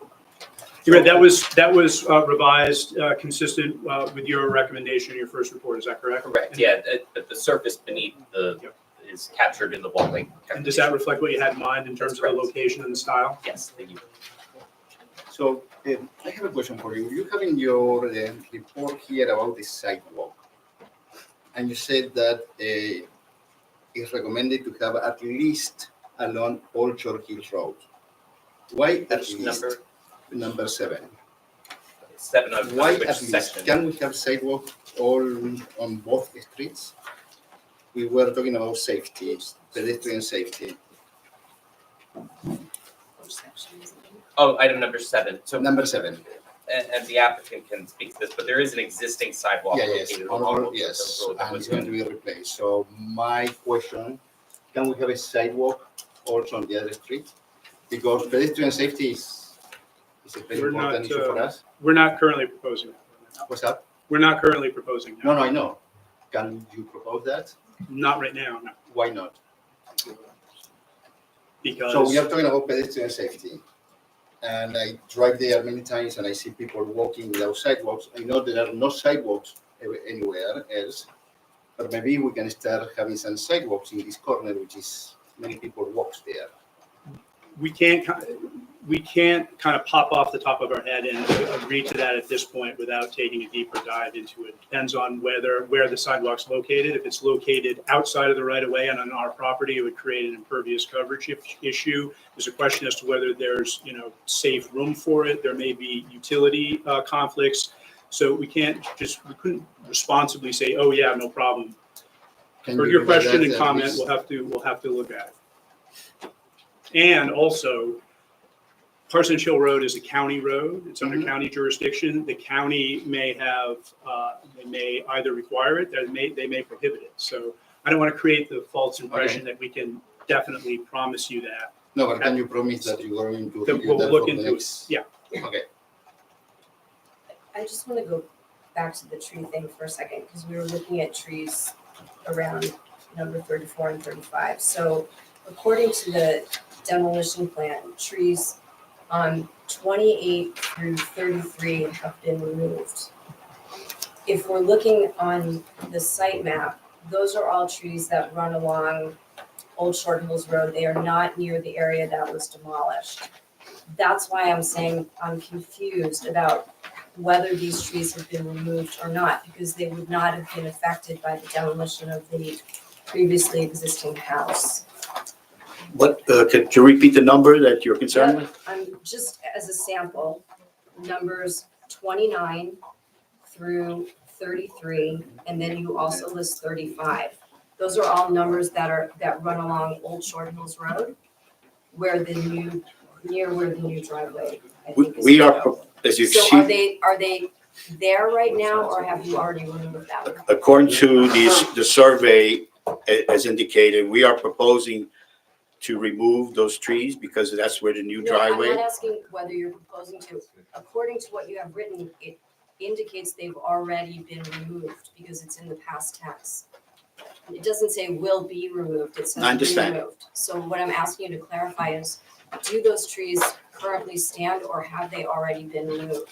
I would have to check on that with our landscape architect because he's the one that prepared this drawing.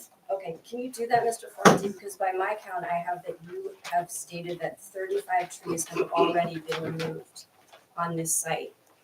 And so I really would appreciate clarification on that. We will provide. Okay, Shouldn't thank the you. forester also have issued some sort of permits for removing the She's, trees? she would have to, and I don't think permits have been Right, so we given should, yet. we So should that's check part the of why I want to forester as find out. well to see, because I think there's penalties for removing trees without permits. Correct, If those need to be levied, they should be. right. Who was going to check? Yeah, I can say there were no trees removed. Brett, hold on. Brett, you need to come up and, you come forward. You know, I mean, maybe it's gonna have to be checked anyway, so, not, I don't mean to tell you who should or shouldn't speak on it. That's fine. But if we're gonna confirm whether or not they've been removed, I guess part of what you're gonna do is, did the landscape architect mean by that it's gonna be removed as opposed to what's already removed? We'll clarify So, this let's get the entire table. clarification and, Yes. Also, perhaps, I don't know if anybody can get the clarification from our forester, if there's anybody, any of the professionals or staff that can do that, under their jurisdiction. But they could make that clear from the applicant's perspective, certainly. Am I correct in my understanding then, if it's marked removed and it hasn't already been removed, it's the intention of the applicant to remove those trees, correct? Not necessarily. I would have to, the trees that we are planning to remove are showing on the drawing with an X through them. And the assumption on this drawing was that if we have an X there, that tree is there, and we're going to remove it. And if it was removed, it would have been indicated as such, but we will clarify that. At the end of the day, you're gonna have a number of trees removed, and that's your replacement, that's gonna dictate your replacement obligation. Correct. And you've already given us those numbers. So my question simply is the only issue here that you're trying to resolve, which ones have already been removed and which ones are going to be removed? Correct. Sounds that way to me, yes. Sounds that way to me. Well, because a permit is required to remove Right. the trees. Understood, And I don't think permits have been issued. Understood. And I'm sure those permit requirements are based on a lot of things, including, caliper width at breast height and all those sorts of things, whether it's deciduous as opposed to coniferous. So the requirements say what they say. The permit is either, first of all, the trees have either been removed or not. Right. Either a permit was required or not. Either a permit was issued or not. Ultimately, those would be enforcement issues that would be up to the appropriate enforcement Right. bodies in This town, board- not the planning board. Yeah, I mean, it's factual information that may be relevant, but this board doesn't enforce, the township will do that. Our jurisdiction is to hear the application, decide the application. That's where our jurisdiction starts and stops. Yeah, just by the way, just a quick scan of the table. For example, 16, 17, 18, I'm just zooming in on that. It says removed, past tense, but then in the table, it says yes to be replaced. Why don't you get the answer and let the board know? We will.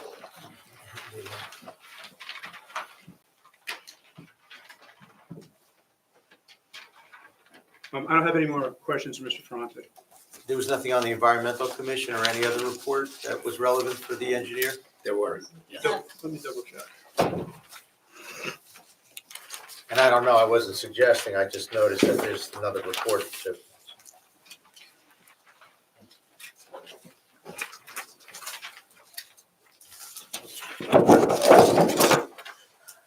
I think one question from the environmental commission was why those areas were chosen for pervious pavement, or why those specific areas were chosen, and why, for instance, the whole driveway couldn't be pervious.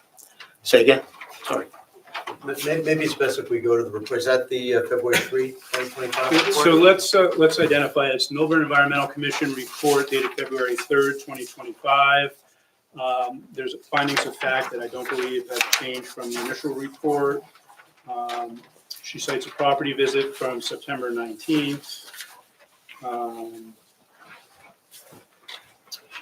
There's another question here about just coming to terms on the agreement of the trees and the total replacement number. We've discussed that at length. That remains an open item, I guess. Recommendations of the Environmental Commission.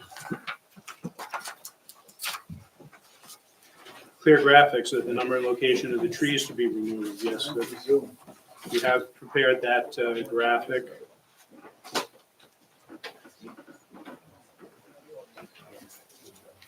Any plants used should not be on the do not plant or invasive species list. Yes, we comply with that. Sustainable and manageable native plants for new plantings, deer resistant, diverse. Yes, absolutely. Require the replacement trees. That's just a reiteration of the replacement tree requirement. We provided on our plans the percentage of existing mature trees that are slated to be removed. Those percentages were provided in updated plans that were reviewed with the board at prior hearings.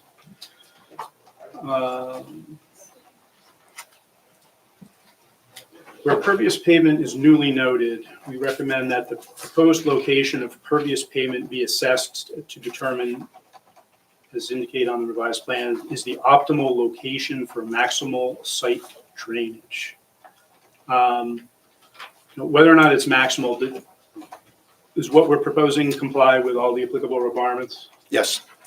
So we're proposing what we're proposing. We're not going to reevaluate the location of the pervious pavement. Pervious pavement is required to be maintained as specified. We've already stipulated that, yes, we would agree to that, and it's noted in our maintenance manual that Ms. Callahan's reviewed. Where impervious asphalt is noted, we recommend that pervious materials such as porous asphalt be used for some or all of the parking areas, paths, and or roads. Well, we've already increased a substantial amount of the pervious pavement in the parking areas, as we've already testified to. We're not proposing it in any other areas of the site. I guess as the representative of the Environmental Commission on this board, I'm asking why you couldn't use pervious pavement everywhere. That's just a question. I'm on the Environmental Commission and on this board. It's just a question that I have. Well, is the question whether we could have specified porous pavement for the entire parking lot? That's a decision that we made to satisfy stormwater management. I think it's not required. We meet all the stormwater requirements, so I don't think we need to. I understand it's not required, but given how much more impervious lot coverage this site is going to have, I'm just asking why there wasn't a decision to just do it all. The main reason, as has already been explained, pervious and porous pavement requires a lot more maintenance than non-porous. So That's one. the answer. It will cost more. Okay. And we don't need it in order to fully comply with the very stringent stormwater requirements. Okay, So that's the answer. Thank you very much. Efforts be made where possible to reduce the square footage of the access roads and the circulation area in the parking. We provided the access roads and circulation area are subject to a lot of requirements. There are minimum width requirements under your ordinance. There are minimum turning radius requirements under your ordinance. It's been reviewed by your traffic consultant and your civil engineer, and they found it to be well-designed. So we're not proposing to significantly change those things that are shown on the plan. Where the stormwater management planning for the future is sufficient. I think we've provided substantial testimony as to that. The lighting comments are really carryover comments from the first report, all of which we've already agreed on the record to comply with. Turned on for the shortest possible periods. Dark sky compliant, we provided extensive testimony as to that. We already had agreed to do the tank sweep with regard to any possible underground storage tanks that might remain from former dwelling. We're already proposing, as our architect has testified to, materials and appliances and equipment that are energy efficient, Energy Star compliant. I think that just about covers it. Well, building materials, but that's.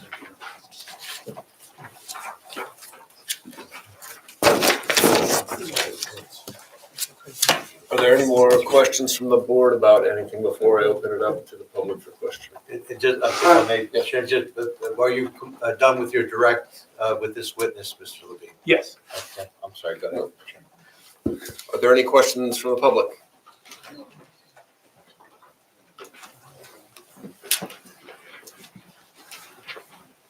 Hi, good evening, Mr. Chairman, members of the board. My name is Nicole Dory from the law firm of Connell Foley, and I'm here on behalf of Sustainable Development for Milburn Township, the objector. So I have some questions for Mr. Farad. I don't have too much room here. Would you mind if I put my things down? I can move it, sorry. Okay, no, that's okay. Take it over. Do you want me to move the laptop? No, just, I can put my stuff on. I sympathize with your situation. Mr. Ferrante, there's I also a appreciate this microphone for you small there. space of table. Thank you. Mr. Farad, in preparing the site plans that you've submitted to the board, I know did you prepare a comprehensive review of the township's zoning ordinances? Yes. Okay, and I just wanted to ask you about some of the conditional use standards for a house of worship. Mr. Chairman, if I may, we have our planning consultant here whose expertise is to discuss the conditional use standards and our compliance with them. That will be part of our presentation, but that's not really been part of the testimony of our civil engineer. Mr. Chairman, if I may, I suspect Mr. Dory is asking with respect to his being an engineer, and there might be foundational questions as an engineer that even the applicant's planner would need to hear. You may have heard it already, but I think it's fair for Mr. Dory to ask if he can answer Mr. Ferrante. Could you repeat your question? She hasn't asked him yet, but I think the Sounded area, like a question. I would advise the area, it may be relevant. If I may proceed, yes, I would like to ask some questions of the engineer related to his expertise in The chair took engineering my related to advice. the. Please proceed. Thank you. So one of the conditional use standards, you're familiar with the conditional use standards, correct? Okay, and one of them. I'm sorry, you gotta answer verbally. Yes.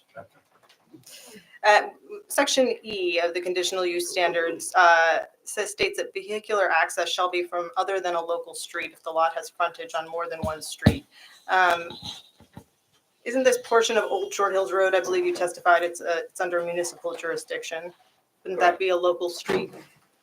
The Old Short Hills Road is a county road, as is, but I think that portion of Old Short Hills Roads, sorry.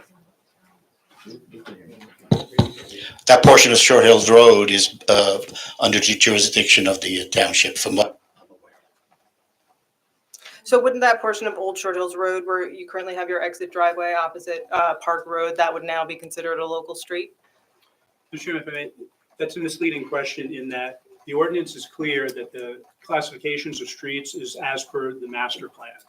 It's not some estimation of what may be considered local as to who has jurisdiction. The master plan sets forth all those categories of streets: primary, secondary, local, collector. And by the master plan classification, we comply. And my civil engineer is not familiar with the town's master plan. I take it that's an issue that's going to be addressed by your planner? Yes. Who's an upcoming witness? Correct. And Ms. Dory, you'll have an full and fair opportunity to cross-examine your planner, correct? Absolutely. Please proceed with the new Okay. question, Ms. Dory, with the Did- chair's permission. Please proceed. Thank you. And did the applicant consider at all eliminating egress from Old Short Hills Road when it was designing this application? Did the applicant ever consider eliminating egress from Old Short Hills Road when designing the application? That's a good question. You don't know the answer to that. I'm sorry, Whoa. yeah, Mr. Levine, I think you know what I'm going to say. I do. You've already spoken to your client. everyone needs to exercise forbearance and restraint and civility. Thank you. In designing this project, we had always had an exit onto Orchard Road. And in fact, originally that was a two-way driveway. And then when we had the TRC meeting, apologize, I think it needs a battery. When we had the TRC meeting, the township asked us that we convert that to one way out, and which we did. Okay, so that driveway on Old Short Hills Road has always been part of your design plan? Correct.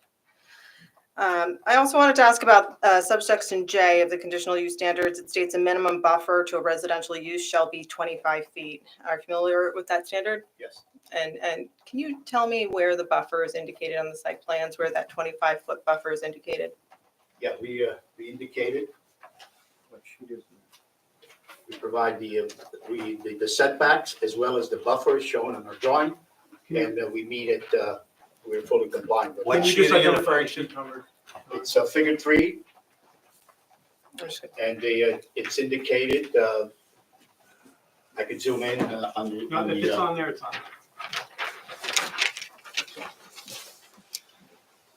Is the buffer labeled on the, I'm interested in the buffer on the western edge, Correct. and I It's don't see labeled. that depicted on the site plans. Can It you is. point out where that is? Yes. We show the buffer. Unfortunately, it's a busy drawing. We have 2 setbacks.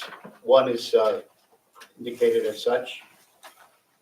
On the, I'm pointing to the figure 3, southwest corner, as well as the other buffer, which is the setback, the setback lines. And what about the buffer along the western property line near the, what is it, the sand filter and your BMP there?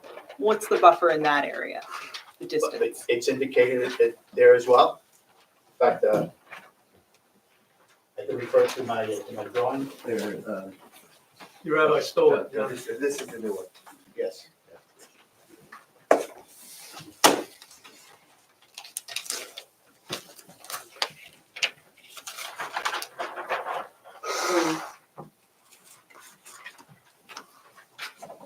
Bear with me a second, I'll get you that exact answer. Now, I'm referring to figure 2. On the west side, we have a 40-foot side yard setback, and then further in, we have the residential buffer of 25 feet. So they're both indicated on the drawing. And what about on the page 3, figure 3, where it indicates the improvements? Is the buffer indicated there? And it's just based on my review of your site plan and the scale you have here. I'm looking at the southeast corner of the site plan where you have the sand filter. How is that compliant? Southeast, Or I'm sorry, the west, The southwest, the west side. Correct. Where you have your BMP there with the Correct. light fixtures. Yeah. We indicate the 25-foot residential buffer. And it's shown there, which parallels the property line. And the sand filter it crosses the sand filter, as shown on the drawing. But shouldn't the buffer area be outside of the sand filter? Shouldn't it be calculated from the edge of the BMP? We don't think so, because the sand filter and the grass swales are part of the, let's say, the natural setting of the site. It's a landscaping feature. But those are disturbed areas, aren't they? Correct. So shouldn't the buffer area be calculated from the edge of the BMP to the residential? Not To the property necessarily. You're allowed to disturb as long as you don't construct any features there, such as a building, a wall, things of that nature. So is it your testimony that your construction of the filter with the light poles in it, that's not disturbance and you can cross that? The light poles do not encroach on that buffer. Okay, but the sand filter does, right? The sand filter does. And in the area where the sand filter encroaches on the buffer, what is the distance between the edge of the BMP and the property line there?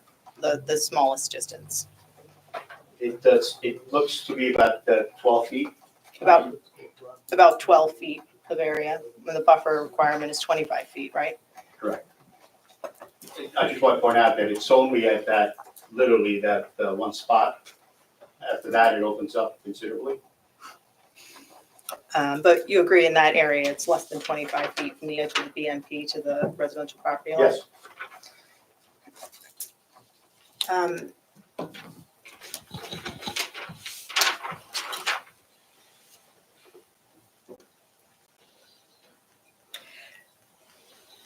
Did the applicant ever consider to move the design further to the east to create more of a buffer between this non-residential use and the residences to the west? We are limited by the 100-foot front yard buffer there. You can see it shown on the drawing.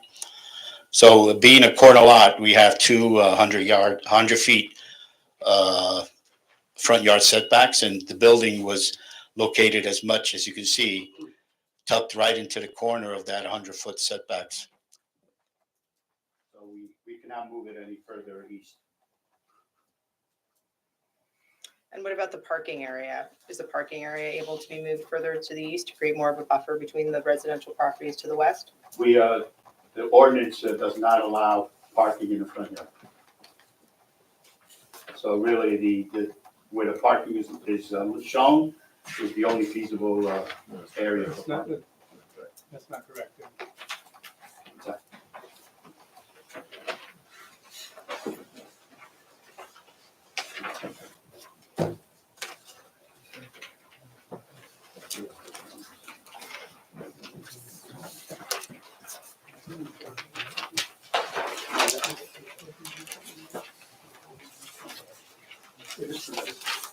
Okay, I stand corrected.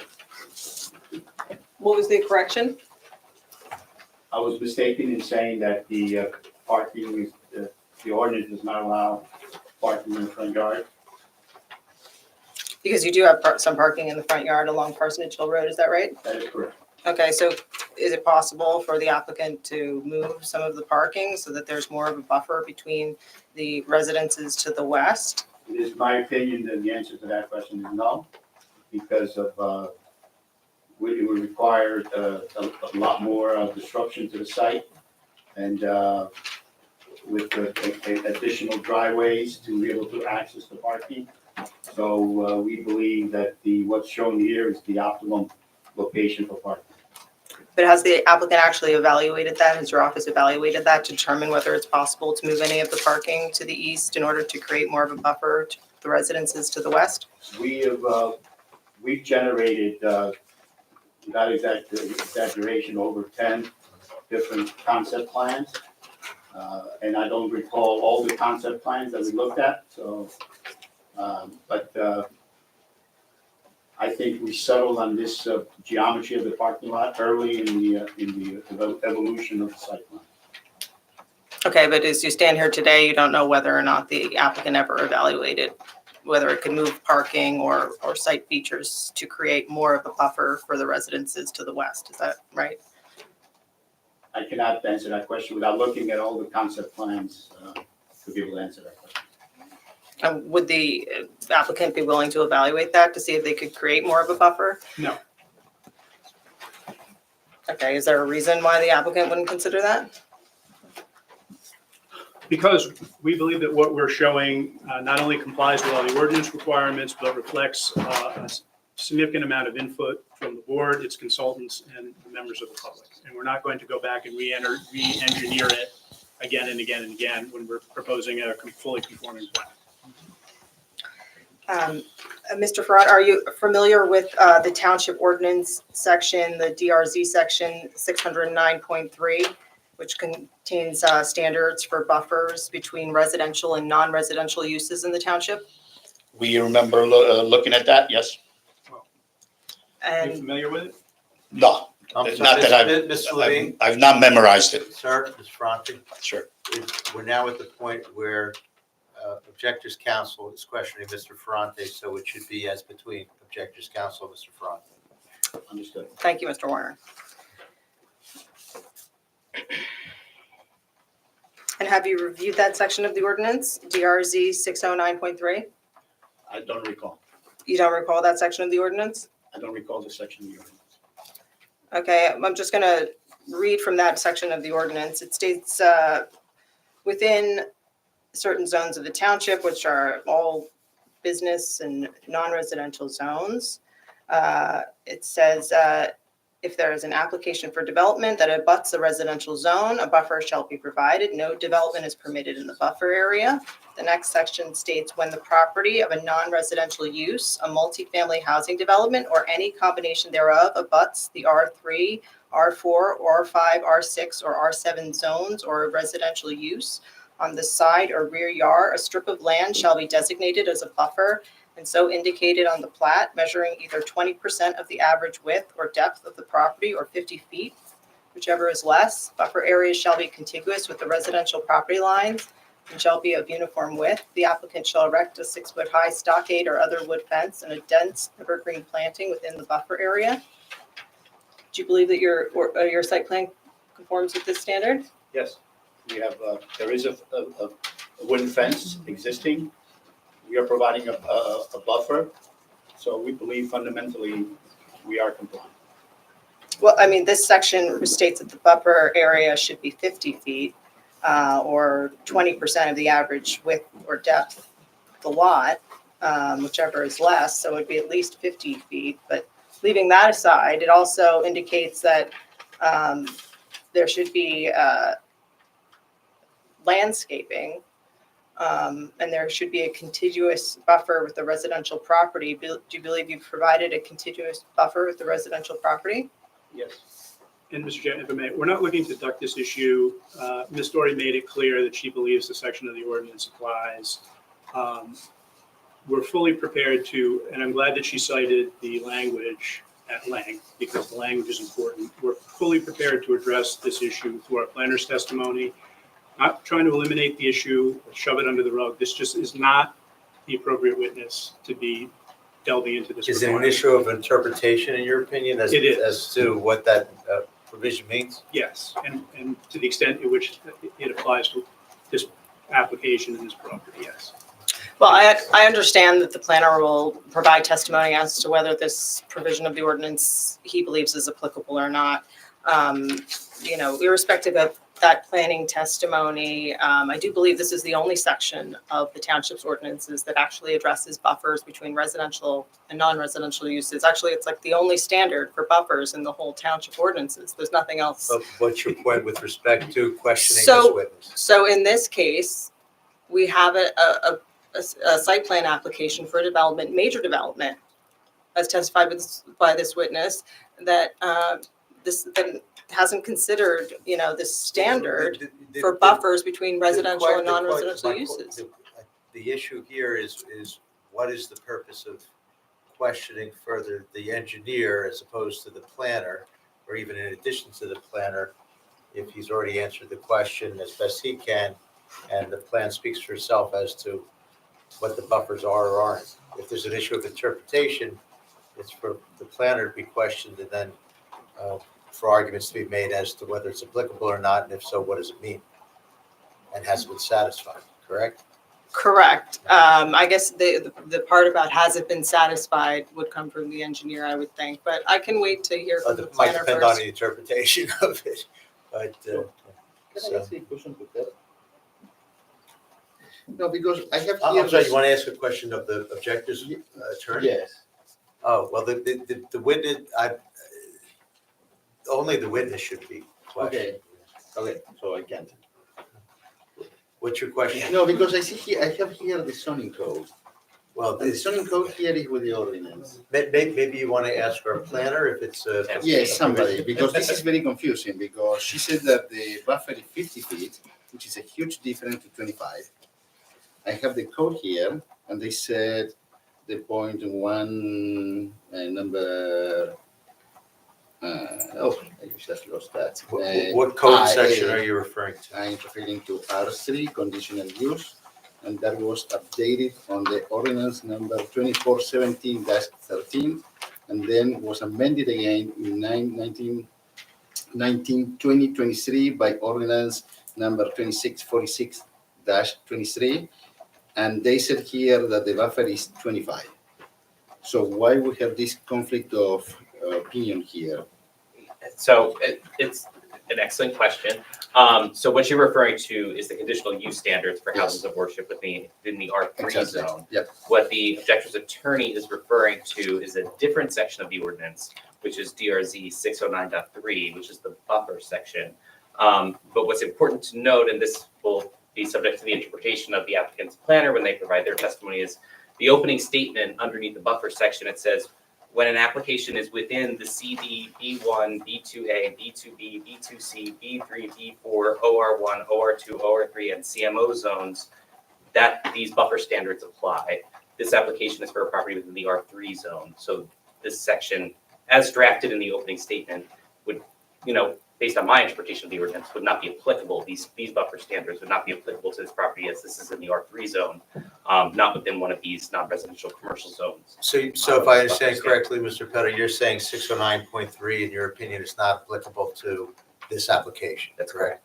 Okay, and that's 609.3 is what Ms. Dory is questioning the engineer on, and apparently intends to question the planner on as well. As far as interpretation. Okay. Thank you. You're welcome. So is it your testimony that this section doesn't apply to this application, section 609.3 concerning buffers, which provides the only standards for buffers between? Can't comment since I'm not familiar enough to that ordinance to be able to opine at this point.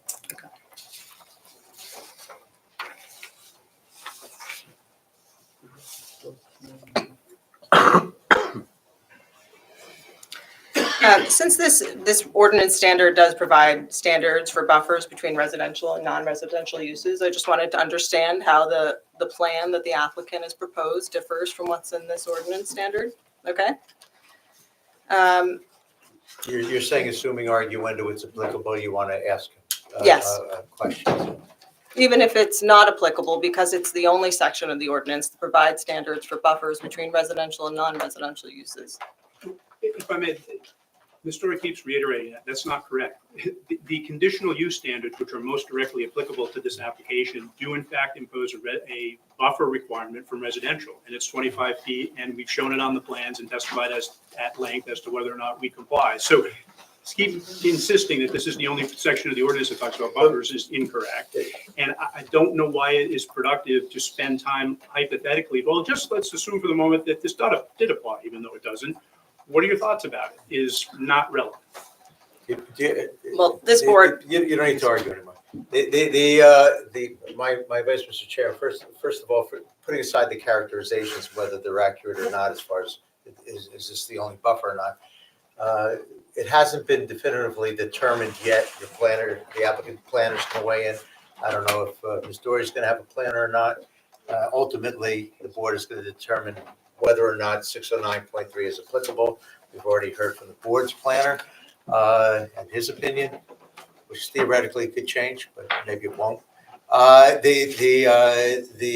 So what I'm going to suggest, Mr. Chairman, is allow a few questions, even though it may ultimately prove to be irrelevant, because we haven't definitively determined yet whether 609.3 is applicable or not. Not definitively determined. So that my advice is, that's a long way of saying my advice is to let her ask a few more questions. And it is a few on this, just in case, or?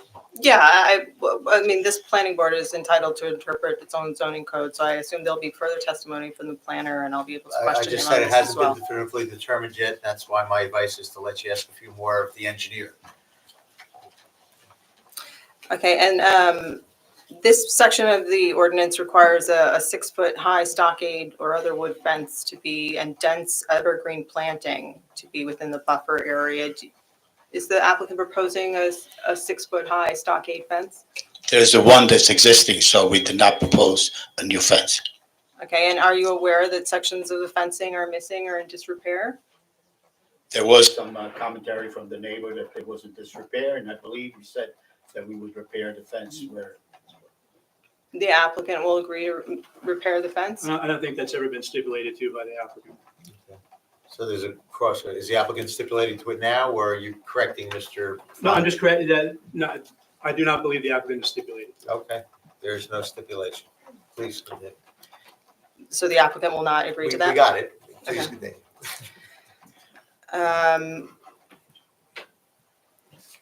This section of the ordinance also provides that there shouldn't be any development within the buffer area. Would you agree that the BMP would be qualified as development within the buffer area? We didn't consider it such. To us, it's a landscaping feature. It's literally, it's a grass swale. So would you consider a lawn area an infringement on that buffer? Well, it's a disturbed area, correct? It's a disturbed area, but So- I'm not aware of any requirement that you're not allowed to disturb that area and then replant it or reconstruct it. Okay, but it's a disturbed area, it's some form of development, right? It's a matter of definition what development is. To me, it's not a development. Development is building, parking lot. And this section states that the planting shall be provided in a zigzag pattern more than 6 feet apart at center, or as otherwise authorized by the approving authority. Does your landscaping plan comply with that in the, on the western side of the property? We believe it does.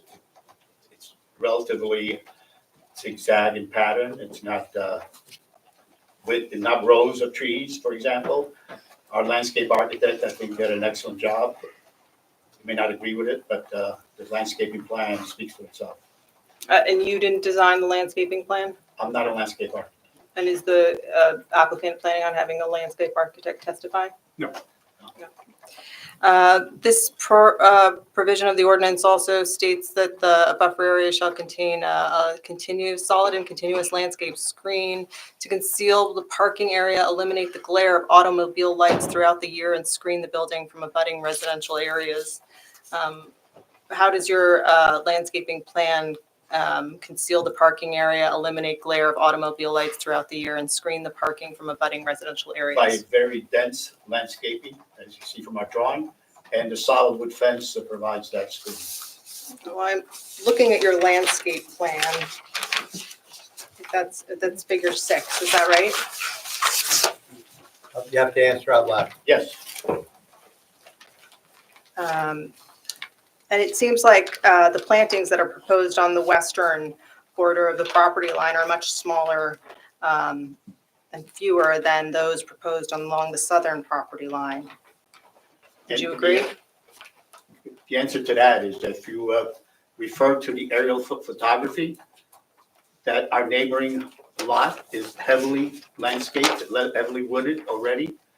So that allowed us to propose the landscaping that we did. So in combination, there's plenty of buffering between the existing trees on the neighbor property as well as what we're proposing. So the applicant's relying on the existing landscaping on the adjoining lots We're to not provide a relying buffer? on it, we're just pointing out that it's a fact, it's there. So without counting the existing landscaping on the neighboring lots, because that might change, right? Property owners could remove that landscaping if they wanted to, right? You can, Right, with following there may be ordinances for tree removal. right, but the applicant still has to meet the requirement to provide an adequate buffer, which is And we believe acceptable we to this do. board. We do provide adequate buffer. And can you explain how the buffer on the western portion of the property line adequately screens the adjoining residential uses so they don't have to deal with, it conceals the parking area, eliminates the glare of automobile lights, and it screens the building? The solid fence does a lot of that. That's existing. With 6 foot So by the- fence, The lights from the cars are shielded from the neighbors. and the missing portions of the fencing wouldn't provide that shield, right? Possibly. I'm not aware exactly where the damage the fence is. And could you describe the difference between the size of the landscaping and the number of trees that are proposed along the western property boundary and those along the southern property boundary, because it does seem like there are significant more number of trees along that southern boundary, which adjoin lot 10, but when you get to the western property boundary, it's a much smaller buffer.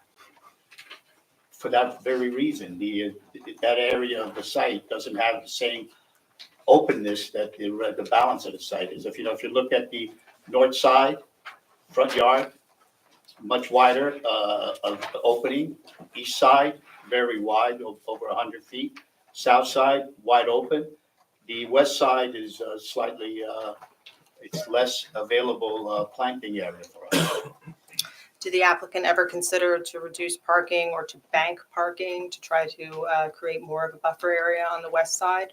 Nope, we would had to meet the required parking, so that generated the parking lot.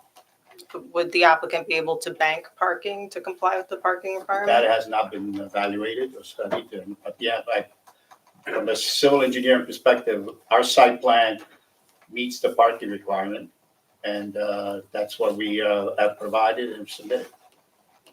Does the applicant believe that on a regular basis, all 95 spots are going to be used on a daily basis? That, I think the property owner would have to testify to that. We are providing the required parking spaces.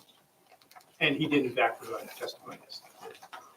So I was just asking if the applicant were consider banking parking to try to reduce some of the impervious I coverage understood and the create a larger request. buffer.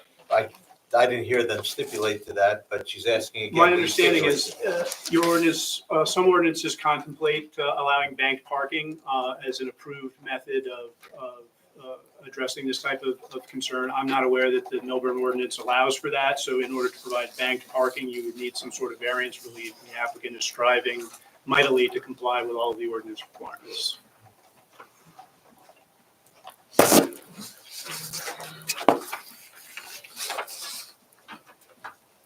Can you tell me which trees along the western edge of the property were removed as part of the application? I will go back to old technology drawings. While we're doing that, if I may, Mr. Chairman, Ms. Rory, I believe we're still operating without the identity of the individual or individuals comprising your client. Is it an entity? Yes. Formal entity? Yes. LLC, PA, what is it? Yes, an LLC, yes. LLC, okay. So are we to assume then, or better yet, are you continuing to represent that your individual client or clients who comprise the LLC are not asking or will not be asking questions of these witnesses only through you, consistent with the municipal land use law? Yes, and I'll continue to represent that for all of the hearings for this application. Okay.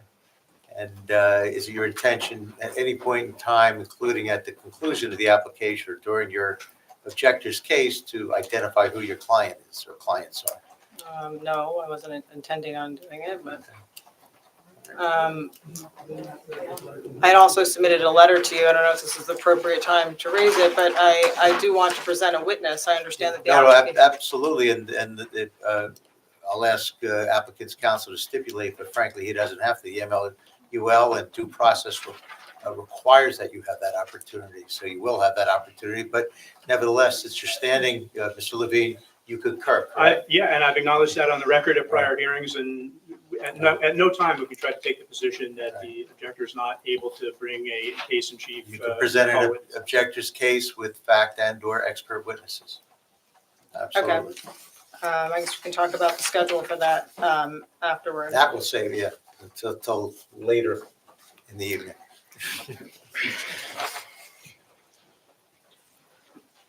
Did you want me to answer that question? Yes. What about, are there loading areas associated with the development? Sorry? Are there loading areas associated with the development? No.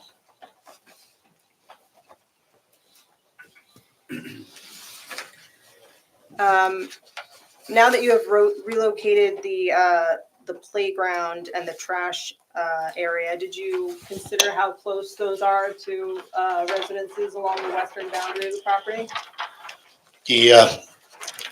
On the west side?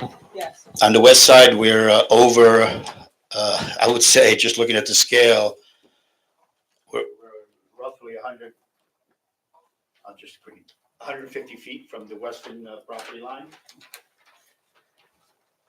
is the waste storage area. The playground to the west property line, close to 300 to 400 feet.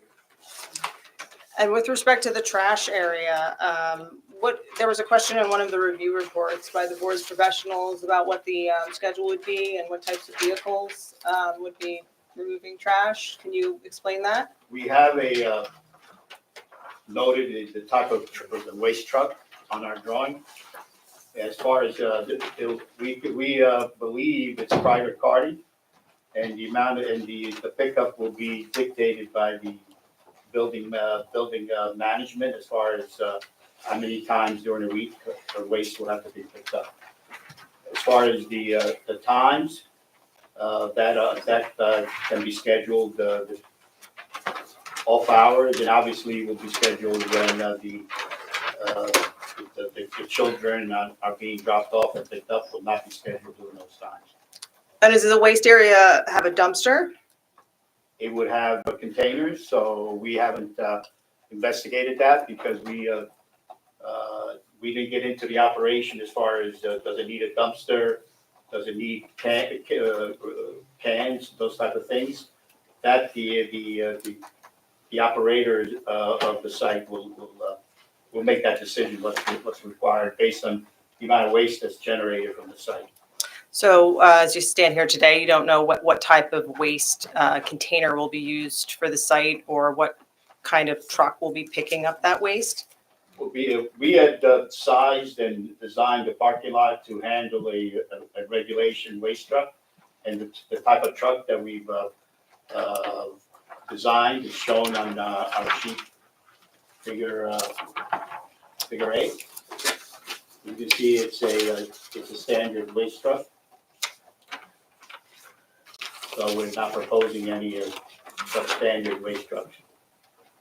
Yeah, and that's the standard waste truck that takes a dumpster and kind of flips it over the top of it and beeps when it backs up. Is that right? Well, the type of truck with the waste carrier, if they're using a front loader or a rear loader, we don't know that. That depends with the waste, with the carting company. But we sized and designed the parking lot to be able to handle a front loader or a rear loader. But by law, trucks, when they back up, have to provide the audible alarms.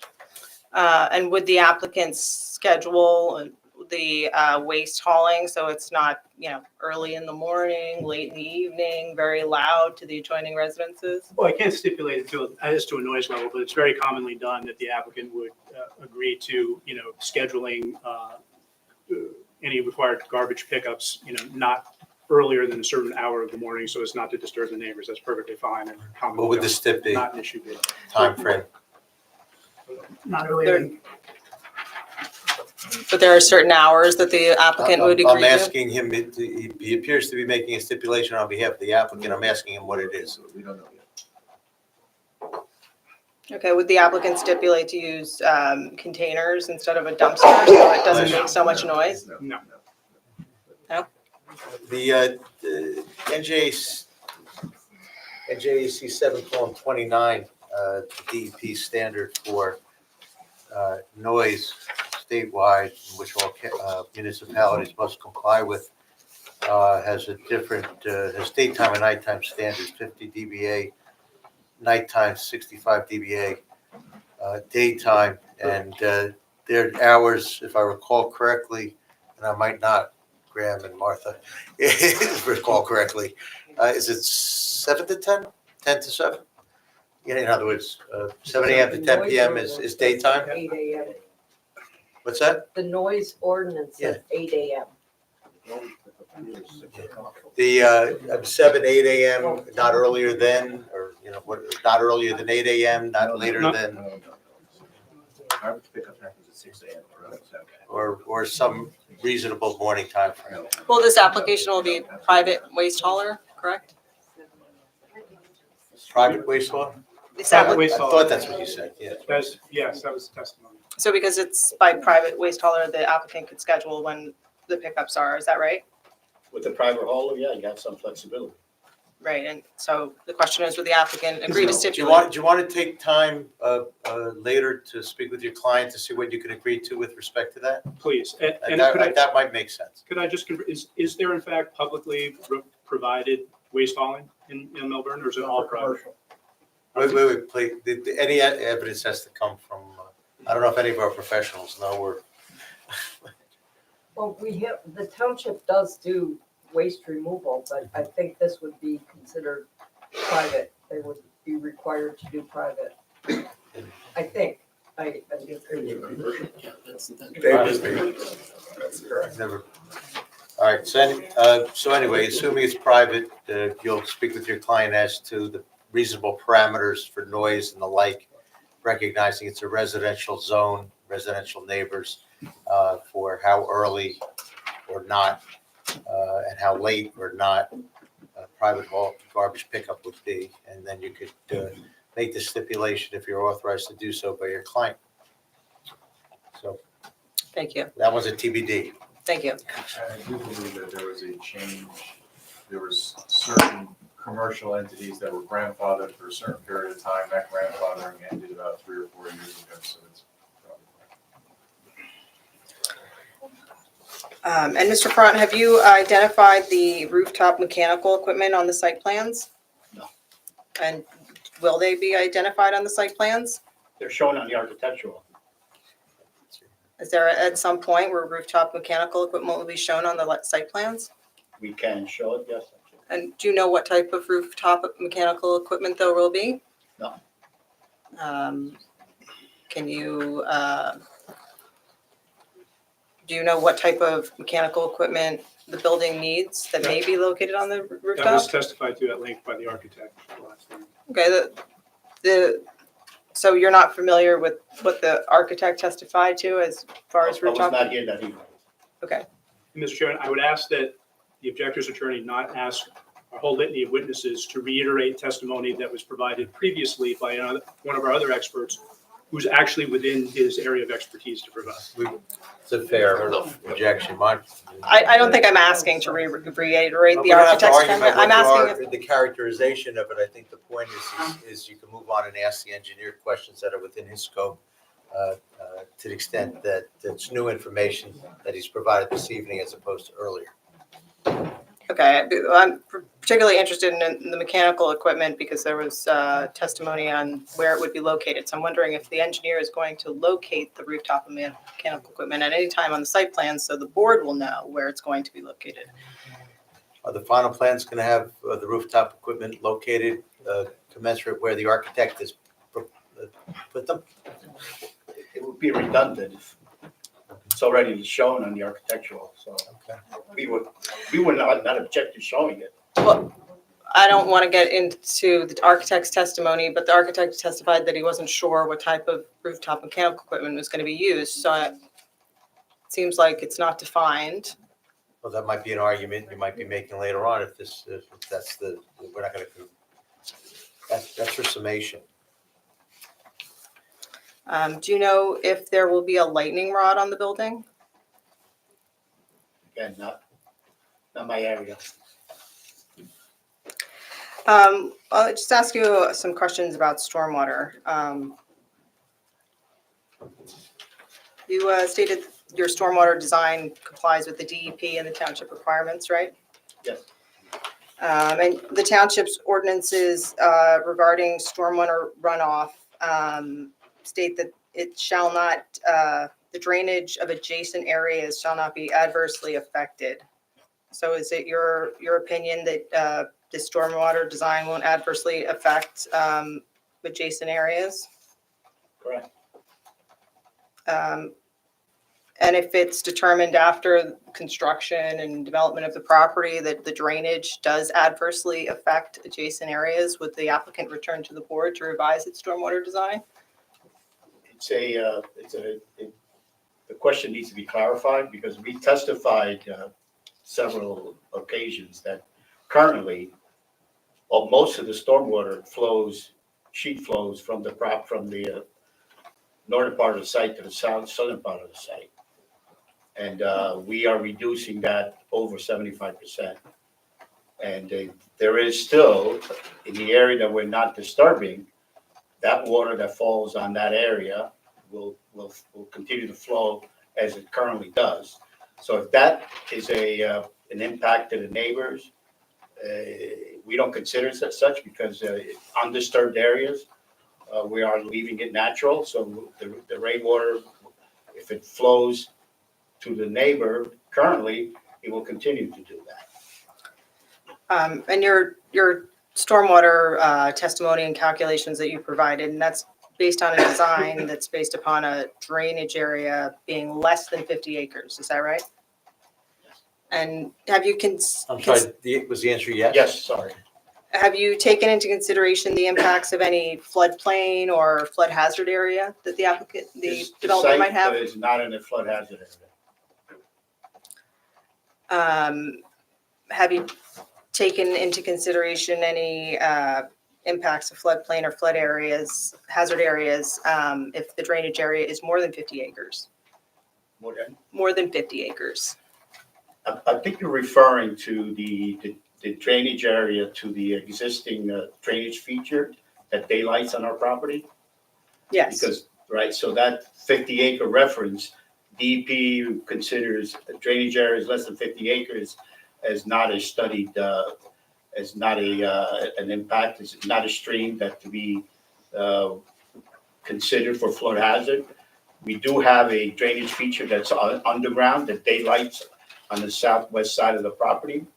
We're not touching that area at all, and it will continue to flow to our property as it currently is doing, so we're not impacting that at all.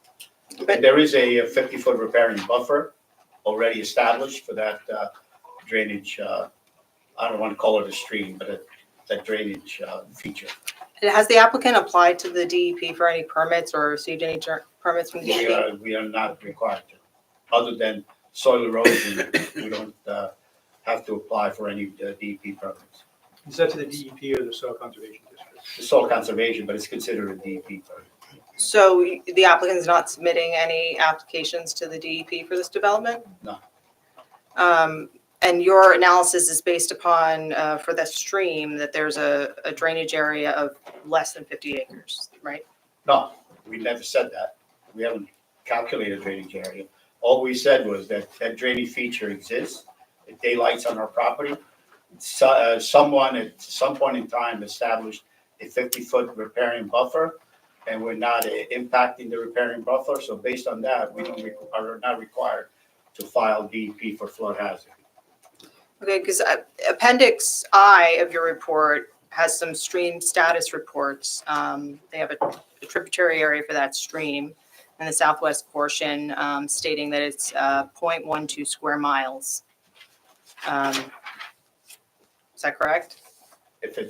That's what it says. I can pull it out. It's in your Appendix I.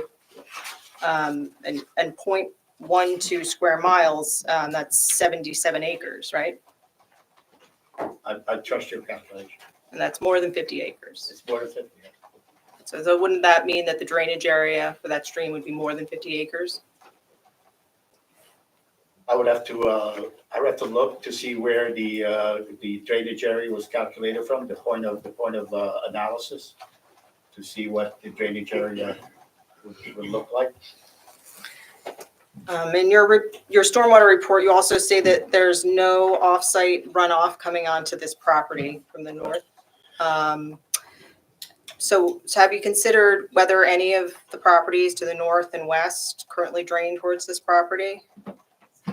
Absolutely, that when we calculated the drainage area, we've calculated that the drainage area that will, and the drainage area from north of us does not add to the drainage area for our property. The drainage area to the west, the site to the west does not add to our drainage area, and the drainage area to the east does not add to our drainage area. And obviously south, the water doesn't flow uphill. So based on our drainage area calculation, we've defined what the drainage area for this property is in our report. Are you aware that the curbing along the northern property line along Parsonage Hill Road is missing or depressed? So there's not like a curb there, and then, so couldn't the water just flow from the north from that section Right, onto but the property? The way the drainage is, that it continues, it doesn't come onto our property. We've investigated that, yes. There's depressed curbing there, and you're saying that even though there's depressed curbing along that stretch of Well, the old, depressed curbing that you're referring to was where the old driveway was? no, along Parsonage Hill Road, the curbing along Parsonage Hill Road. There is curbing shown on our survey. Right, are you aware that curbing's depressed or lowered? Sometimes it's missing. No, we didn't see that condition. So if that curbing is depressed or missing, isn't it possible that water could be flowing from the north, that drainage area could be Potentially. bigger? Potentially, yes. And then if the drainage area is more than 50 acres, then wouldn't there be a flood hazard area associated with that stream? It would Again, have- that 50-acre reference to the flood hazard rule does not apply here, Based on your determination? based on my knowledge of the flood hazard rules.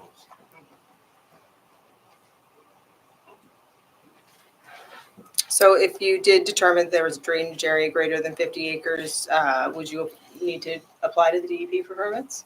Because we're not disrupting, doing any construction, any work within that riparian zone. If we were to infringe on the riparian zone, then there would be a flood hazard requirement, most likely a GP, a general permit, but we're not impacting that, so there is no submittal to DEP required.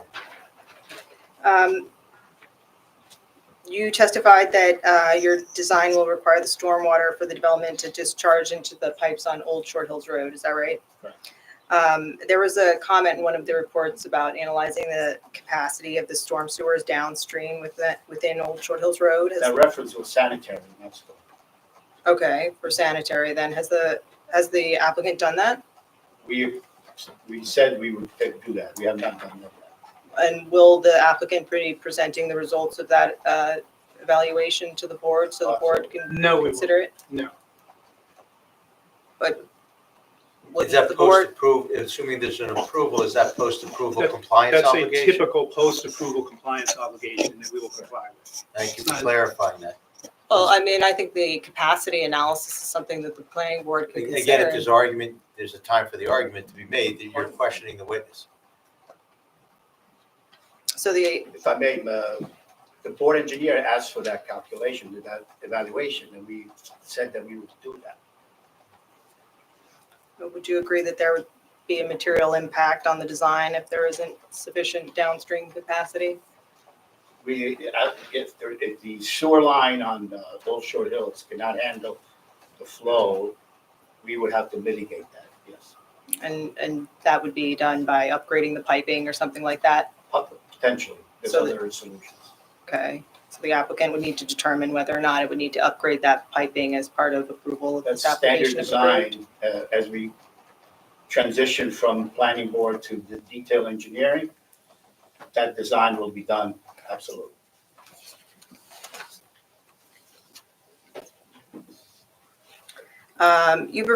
You gave an overview of the BMPs associated with your new stormwater design. Can you explain which of the BMPs are providing water quality and which are providing quantity reductions? Right.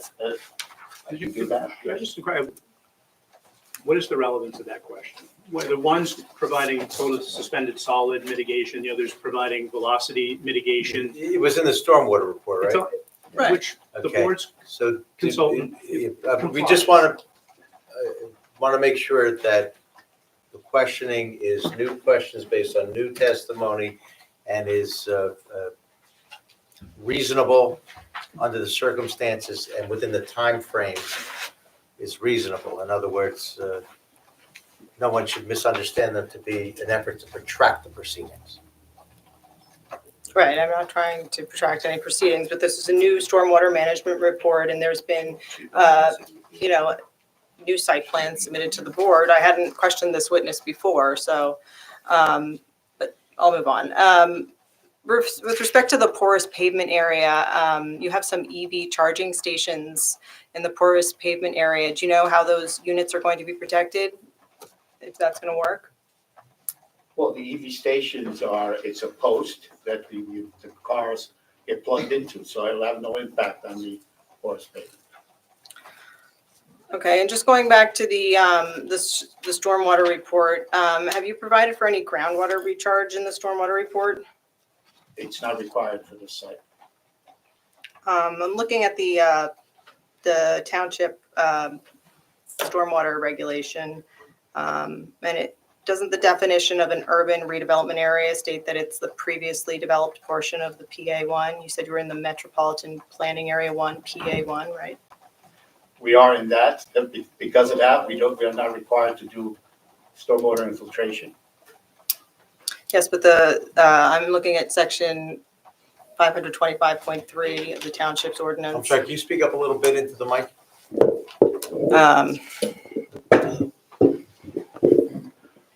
I'm looking at section 525.3 of the township's ordinance, which is a stormwater ordinance. It has a definition of urban redevelopment area, and it states that it includes the previous developed portions of PA1. Are you aware of that? We are within PA1. Right, but the urban redevelopment area would include the previously developed portions of PA1, right? Okay, So aren't there wooded areas on the site? correct. And were they considered as not previous developed and natural areas? The DEP regulations are very clear. If the township is within that PA1, individual sites need not provide stormwater infiltration. Very clear in the regulation, I think also the ordinance says the same thing, which mirrors the DEP regulation. So it's your testimony that, based on your opinion, there's no groundwater recharge required for this application? Correct.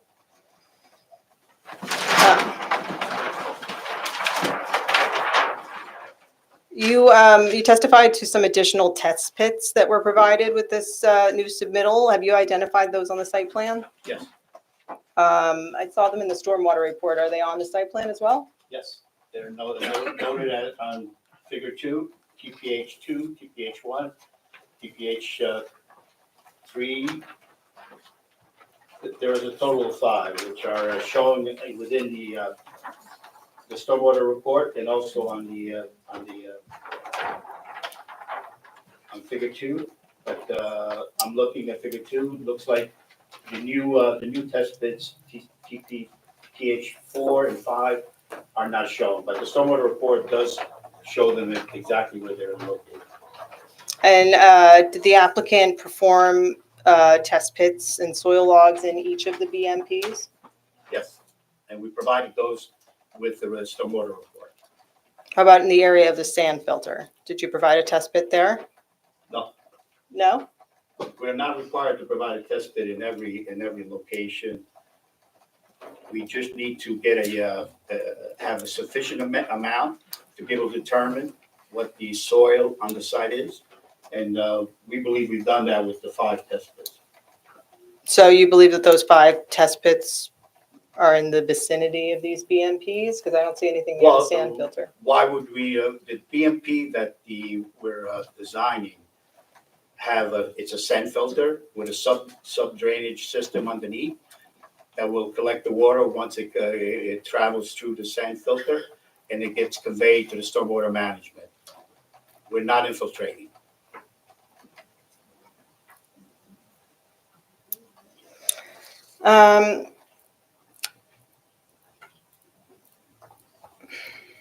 Have you evaluated the depth of the seasonal high water table for all 5 test pits that you performed? Mr. Chairman, if I may. We've had a licensed professional engineer testify at length as to how the stormwater design complies with all applicable requirements. We've had concurrence from the board's licensed professional engineer. Rather than having a layperson, like myself, try to determine whether or not, in her view, the stormwater management plan complies. I would suggest we would all be better served in her case in chief. If she wants to bring a civil engineer here to explain why this plan is deficient, by all means. But rather than spending hour after hour asking about minutia, like how many test pits and where they were, grasping at straw, it's pointless and a waste of the applicant's time and the board's time. I think the objection is understood. Do you have many more questions on the stormwater management? Because it may be a fair objection, in my opinion, at least, Ms. Stewart. Well, I do have more questions, but, I do want the opportunity to bring a civil engineer to testify as to the stormwater I think management. the applicant already made clear that if you have relevant fact and or expert witnesses, you can present them. Okay. I'll just ask a couple more questions. Can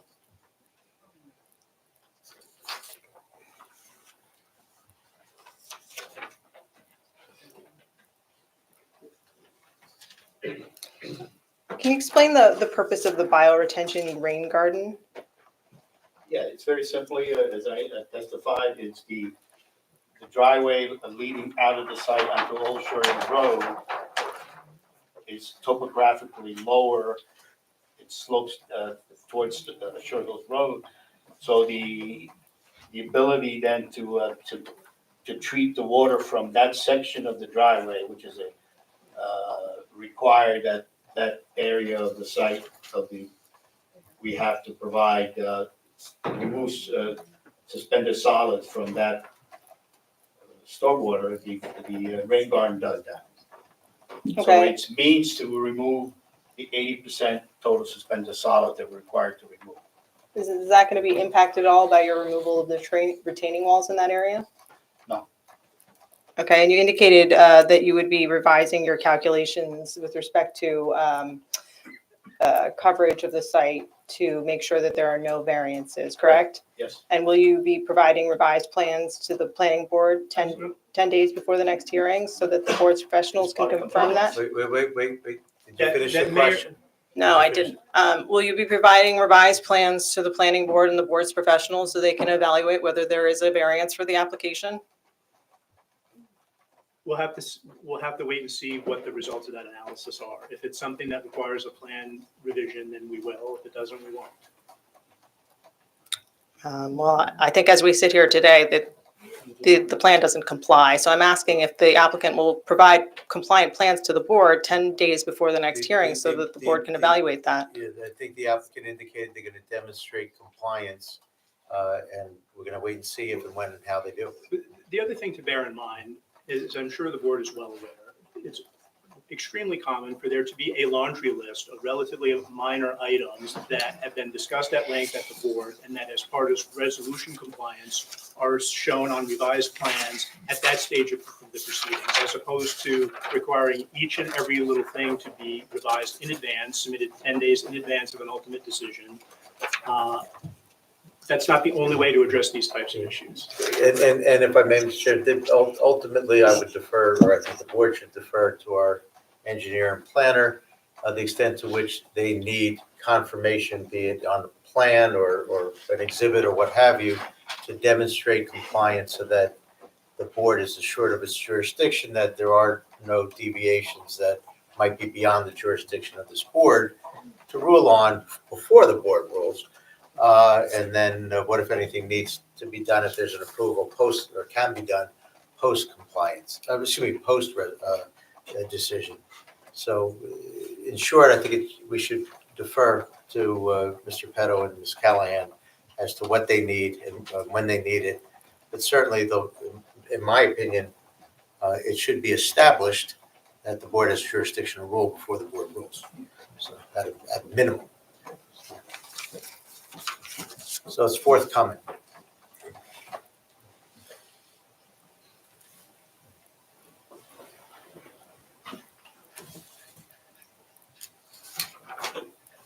I have no further questions. Anybody else from the public have questions? And again, it's on the new testimony from this. Sir, I'm not done yet. It's on the new testimony by this witness, relevant to, you can put that down. It's a new testimony by this witness. And his exhibit. That was part of his new testimony. All right. Jeffrey Feld, 11 Alexander Lane, Short Hills, New Jersey. If you go if you would like this, maybe figure number 1. You go on the right side, it says schedule of revisions.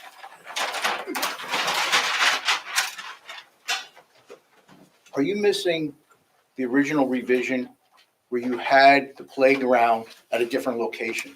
That was not a formal revision. That was an exhibit that we presented to this board, I think, on my second hearing. All right. At that time, did you tell the board that the 900 square foot playground would take you over the 30% coverage ratio? At that time, it didn't. It didn't? Wait. Can you explain to me today why the 900 square foot playground was not included in your coverage chart that's on the left side of Exhibit FG1? Was that a mistake? No. It was our interpretation that we were providing a fenced-in area with a pervious surface. So we were treating as if it was a grass area and not impervious until the board planner pointed out to us that we did not consider it as an accessory use, thereby we had it included. So that was a misinterpretation of the ordinance. I thought it was an issue of coverage. It is. All right, so you basically. Ms. Feld, I think to the extent it's relevant, and the board will decide if it's relevant or not, you made your point. You have another question. All right, as to figure the drawing on Parsonage Hill Road, you see there's a yellow line. Is that a double yellow line in front of the driveway entering the property? No, that's a Google Earth feature that indicates that the road feature of Google Earth was turned on both sides. Are you aware whether there is a double line in front of the driveway entrance on Parsonage Hill Road? There is a line. I don't recall whether it was a double yellow or a double white or not. You're not aware. All right. If you go to figure 8, which is, I guess, the traffic circulation. Correct. If you look at the fire engines, if you come around the curve, about how many parking spaces would they take out if they had to turn based on that drawing? Could you repeat the question? If you look at the drawing around the curve with the fire engine, when they come around the curve, which curve? Sure. You look down to the left-hand corner. Right. See, Wait, you gotta come over here. I'm looking at figure 8. We're not encroaching on the parking. You're not hitting any of the parking. That's your testimony, that you're not encroaching on any of the parking lots when you make the turn. Correct. All right, thank you. That's all I have to say right now. Thank you.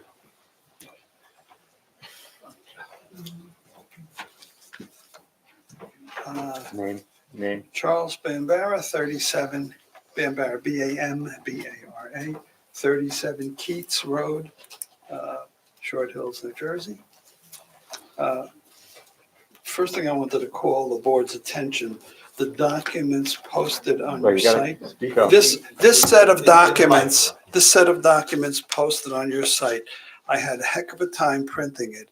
That's because the electronic signature in the properties of the file has invalid signatures on some of the pages. So I ask if you'd check with the township clerk and I did call the township and she wasn't able to explain that.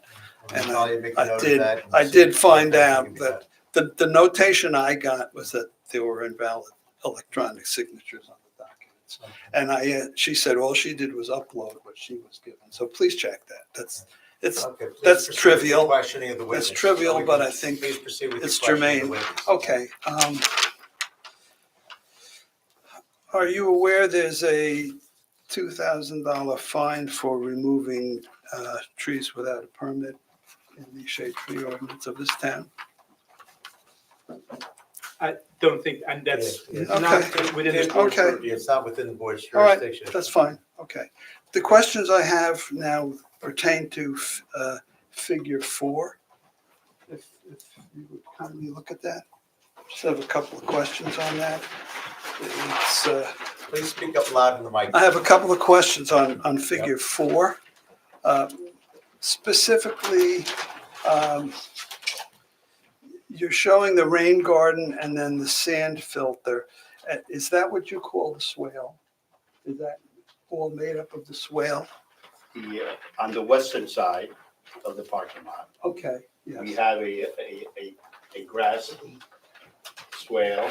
Okay. We call it a vegetative filter strip, okay. and adjacent to it, a sand filter. The sand filter, and that has the submerged pipe underneath it. Is that shown in sectional view on any of the sheets? I had difficulty finding that. Yeah, the sections are shown, Probably at the very end on figure 13, but I didn't find that particular Right. section. the exact makeup of the sand filter. Right, We do have a cross section. And we have a detail.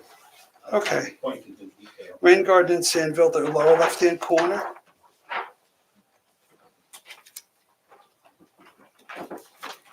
But that looks like concrete containment. That doesn't look like a swale. That's what confused me, the detail. On sheet figure 13, we provide the details for the sand filter, the rain garden, the forest, the pervious pavement. Mm-hmm.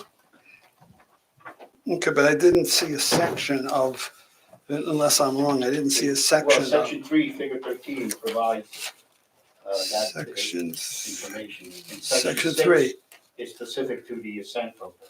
section 6. All right, I won't take up your time on that. Okay.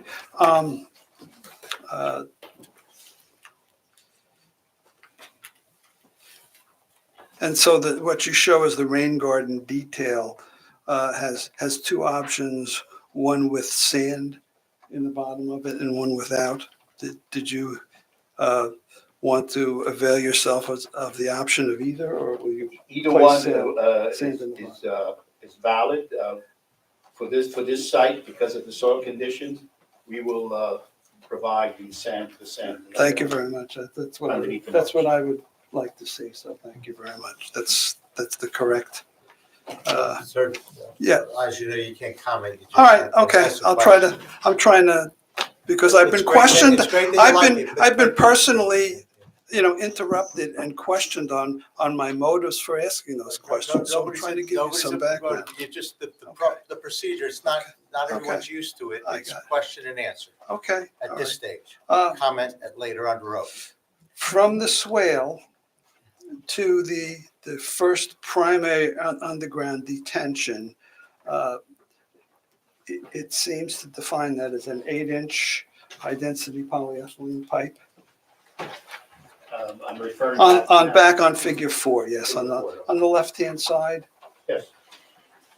And yet, the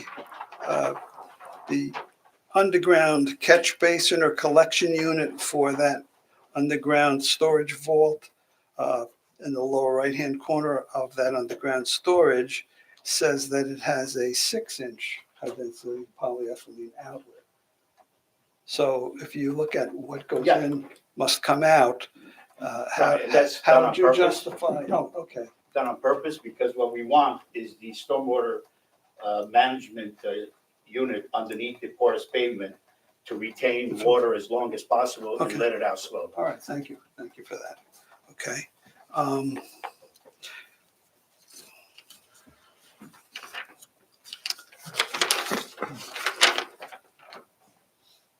Okay, and I had a question on the HVAC unit on the roof. I assume I asked that of the architect and not of you later on. Okay, thank you.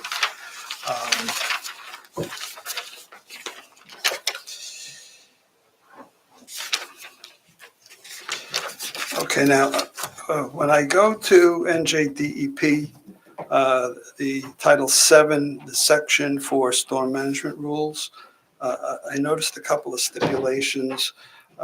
One was that swell containment walls have a subsurface polymer grid. Is my interpretation of that Say correct? again, I'm sorry. Is my interpretation of the stormwater management rules, NJDEP, NJAC Title VII, Section 8, that swales should have subsurface polymer grid? Is that interpretation of mine correct? Did you plan on putting something to stop Subsurface erosion? polymer grids are usually, there's usually a filter fabric that's installed typically. Okay, Well, you upgrade from that, from the filter fabric to the more substantial grids whenever you have more steep slopes to consider, and which we don't have in this case. okay, so you have a change in grade from one end, if I read this correctly, from 324 down to 315. So it's approximately a 10-foot drop in grade. And your interpretation is that's not significant enough to be concerned about erosion and put polymers. Rabbi, please. It's from, let's say, 323 down to 318, about 5 foot. Okay, all right, okay. So you have no plan for erosion, is that correct? We don't think it's needed. Okay, okay. In which case, I also saw there were construction requirements for stop dams, and that same answer I would apply, that you don't have a I signal. didn't catch For it. stop dams in the swale, to stop, We do have that. We have the okay, curve at the end. okay, all right. But not the intermediate ones, because your testimony was that you, correct me if I'm asking you, am I correct in interpreting We what have you're a curve- saying, that we have you a don't curved have an area. intermediate stop? One at a time. As shown on our drawing, figure 3. Okay, On the southwest side of the sand Okay. filter and grass swale, we mhm, have provided a curve to prevent, as a way to hold the water. okay. And then obviously, the water will be collected by the catch basin and conveyed into the stormwater management. But am I correct in seeing that there are no intermediate stop dams along the No. length of the swell, and It- that is it's- probably because. for this site, It's not needed because of the Okay, velocity don't require it. okay, thank you. And I also saw in the stormwater management rules, same reference that I just gave. Am I interpreting it correctly when I see that the minimum length of grass swale downstream of the entry point, minimum length downstream of the entry point from paved surfaces is 50 feet? That's for total solids removal rating of the swale. So there, am I correct in interpreting they want you to extend the swale 50 feet beyond the entry point from the paving? I think that reference is, they want you to have a minimum Okay, of 50 feet so that, to be assured that the suspended solid is removed. I understand that, but then in the lower left-hand corner, whatever is entering does not have 50 feet to travel to be filtered. So am I assuming that what you've done is compliant with that regulation, perhaps? my Right, because not interpretation is only wrong. do we have the grass swale, so by itself, the grass swale is considered a green Okay, infrastructure I for understand. solid Okay. removal. Mhm. We added the sand filter in parallel Okay, to provide the additional Mhm. polishing of the stormwater. okay, all right. I think I've got a question on something else, but I think the traffic engineer is going to testify as well. Yes. Okay, so I'll ask him that. I won't waste your time. And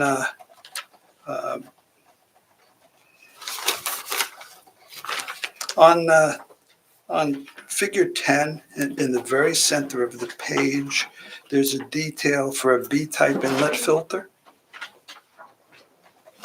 and it's showing welded wire grate. Is that load bearing, sir? I'm sorry, is that what? Is that load bearing? Is that grading load bearing? Which grading, The B type in the center of. oh, that's this figure 10 is our soil erosion sediment control. Yes. And you're required to cover all the existing catch basins with filter fabric to prevent any sedimentation from going into the catch basin. Okay, so that, what I'm seeing is on top of Correct. the cast iron grading that's already there. I was concerned because that mesh would not be load bearing. Thank you. All right, I have no further questions. Thank you for indulging my questions. Thank you, Mr. Rivera. Somebody, I don't have his plans. Is this somebody's plans here? Yeah, this is mine. Oh, I'm gonna shift them off because I'll get them confused. Okay. Christine Best, 15 Fairfield Terrace, good evening. Nice to see you again. I had a quick question. Well, I had a number of questions. I don't know why I did that. I wanted to ask you, have you inquired if there are any other like functioning wells? Because I know there's a well on the property, and any of the neighbors that would be affected by groundwater changes, you know, especially from putting in a 100-car parking lot. We, sorry. Oh, To answer I know. your So, question, hi. Just to remind the board, there is a well on the property. Yeah. And we indicated that the property owner wanted to repurpose that well for irrigation. Right. So we're not proposing to demolish that particular well. We are not aware of any other monitoring wells on this property. And we're not infiltrating, so we will not be impacting any groundwater locally as well as regionally. Can I ask you a question about the infiltration? Because when you say, characterize the word infiltration, do you mean that you're not doing any dry wells? Is that what you're saying? Because of the water table being at like 18 inches? Is that what Well, you're saying? we're not proposing dry wells. Right. And dry wells are not, can't be used for a site such as this, for major stormwater management. Dry wells are considered more for residential homes, smaller lots, if you will. For this site, DEP does not allow us to design dry wells for the 10 or 100-year storm. So usually dry wells are designed for typically the 2-year storm or specified inches per hour standard. So a building or residence like the Metropolitan doesn't use dry wells? Which building? Like a large building like the Metropolitan wouldn't use dry wells? Yeah, is your objection the relevancy of some other? Yes. Can you ask him questions relevant to his testimony and this subject property and this subject application? I was just trying to understand if that was, I understand, then I'll but- move on to the next one. Okay, Because please, I go ahead. understand your objection. Are you the only engineer working on this property in terms of land? I mean, I know you're a civic engineer, correct? Are there any other land use engineers? I was under the impression Casey Keller might be working on this project. Is that true or not? Not unless I'm not aware if I was fired. No, I just was asking because I was just, no one's hiring you. You've been working last You're doing a year good job. free. Okay. So before you started this whole project, in just doing all the designs after the architect designed the space, did you do any like in-field, like when there was a big storm going on, like water viewing, like and capturing on video water flow patterns on the property before you did demolition? We have not done that. Okay. Second. And then the same would hold true.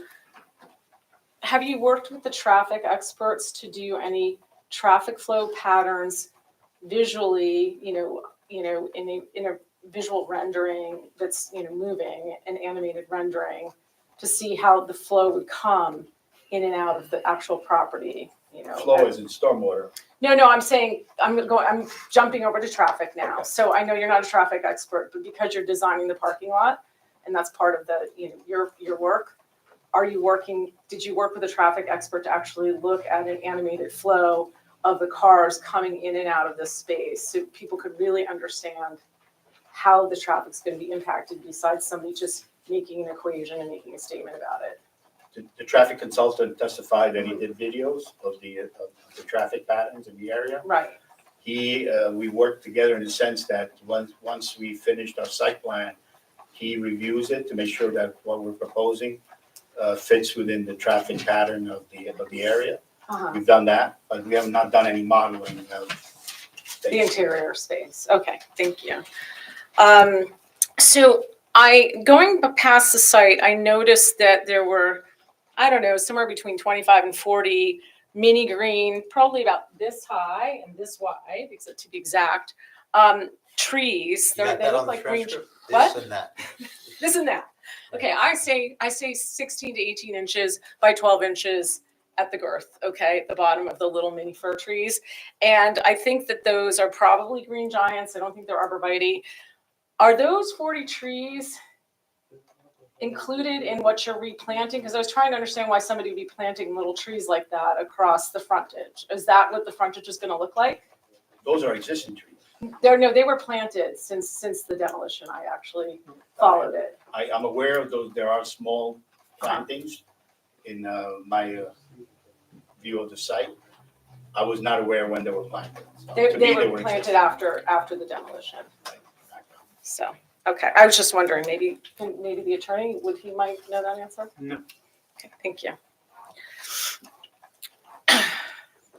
So, I know that you had talked with the attorney and made some comments, so both of you talked about the trees, that you might not be able to accomplish putting that many trees, which totally makes sense to me. And it's not my position to say whether you should or not, but, instead of, contributing financially, would you consider actually taking those funds and purchasing trees that have higher caliber or the more mature so that it provides more, sort of buffer for the residents behind the property? This was a question that was asked at a prior hearing, and the answer is no. We're going to comply with what the ordinance requires in terms of replacement. If I understood correctly, it's your understanding that you're actually going to meet the requirement with trees on the site, but to the extent you don't, you're proposing to comply with the ordinance with respect to any difference by way of contribution pursuant to the ordinance. That's Is that exactly. correct? Okay. That's exactly. All right. Did your client ever ask you to design in a manner that would be more neighbor friendly or inclusive to the people living in the neighborhood in terms of their experience? Did you ever have that request of you? I can remember specifically that our client indicated put all the trees that you can on the site, which I think the latest revision to the landscaping plan does that. Yeah, but my question wasn't specific to the trees. I was asking that general statement, if you ever had gotten a general statement that there was a focus on, being neighborly and focusing on, building out a site all the way from top to bottom that would be conducive to the neighborhood experience for the other people living in the neighborhood. Did you ever get that request? Not specifically, but when we design a site, we always have things of that nature in mind, trying to minimize the impact of the development. And we tried hard not to exacerbate those issues. Thank you. I think she took this one. So when you calculate all the drainage, I'm not obviously a drainage expert, what is the percent reduction for every tree you take down? Like what does a tree that's 20 inches in diameter? It's actually a very relevant question. I know you're doing your it's not relevant thing, but how much water does a tree take up? So if you take down 30 trees, how much water do you have to accommodate for that when you're doing that? I am going to do my relevance thing. Okay, here we go. I'll go to the next question. We only have a few more, so.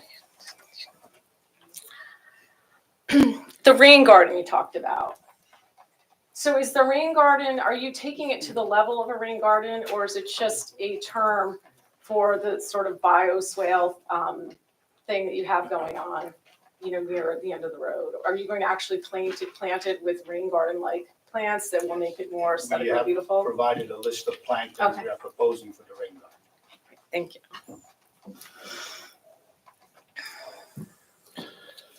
Got that one. Okay, I wanted to ask about the mikvah pool. It is not within this testimony. It's an at all. engineering issue, actually. You know why? Because it's going underground. Ma'am, you're argumentative right now. with- I'm sorry, I'm That's okay. debating. No, I understand, that's okay, that's okay, but it's Sorry. not appropriate, so, for this forum, Okay. so, okay. Well, I No, I understand apologize. it's not appropriate for this So I forum. can't ask the question No, of no, an I didn't say engineer? you can't answer the Okay. question, I said you're debating right now. So Okay. with the attorney, let's move forward. Mhm. The objection was that he didn't testify regarding the mikvah. The testimony was provided by somebody else. So when you're cross-examining, you could only cross-examine based on the testimony provided. So So- if it's not within his scope, then it's not within his scope, if that's what's being Exactly. provided by the applicant. So whose scope is it within? Because it's an engineering issue, because you're actually digging underneath the foundation of a building. So Do you- it's do in you the have basement, do any you know? witnesses other than, I'm helping you. Thanks. Do you have, yeah, you're welcome. The Mr. Levine, applicant's counsel, do you have any witnesses other than the rabbi who provided or will provide testimony with respect to the mikvah? No, Okay. And the rabbi's not an engineer, correct? correct, And he's not going to construct it, correct? correct. Okay, or install it, okay. All right. You have one question regarding the installation of this from an engineering perspective? Yes, I do. Why don't you- May I ask? My advice to the chair is to allow her to ask the question Thank you. and see if he Please- knows please the ask answer. the Thank you, question. Gaston. So I just was trying to understand, because you had talked about, the water table being higher on that property. At least that's what I thought I understood. And I wanted to understand, so, when you're installing a pool, a lot of people install it at ground level, right? So now you're really installing it sort of basement level. I mean, I know you have a walkout basement, so I was trying to understand how that will impact, even more, create more drainage issues, and do you need to apply for a variance or permit when you do like an underground pool? I mean, I guess, I just don't know how many The people have mikvah, pools in their is basements. it Well, going to still a require? pool. It's going to, please, I'm trying to, you need to ask a question. I'm trying to discern what that question was so that he can answer it. Do you understand the question? I understand the question. Okay, why don't you answer the question? Thank you. As you understand it. As I understand it, in the context of my general engineering knowledge, I can answer that, not specific to this application. Okay. I'm not aware, I've not evaluated the in-ground pool in the Okay. basement or things of that nature. So to back up a little from what you said, we never really established the depth of groundwater table. Mhm.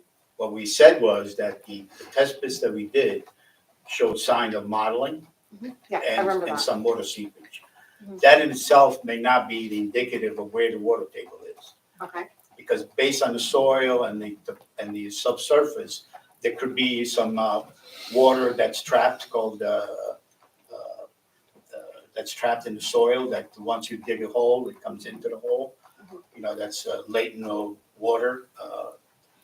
But to answer your other questions, from a structural perspective, I'm also a structural engineer, by the way.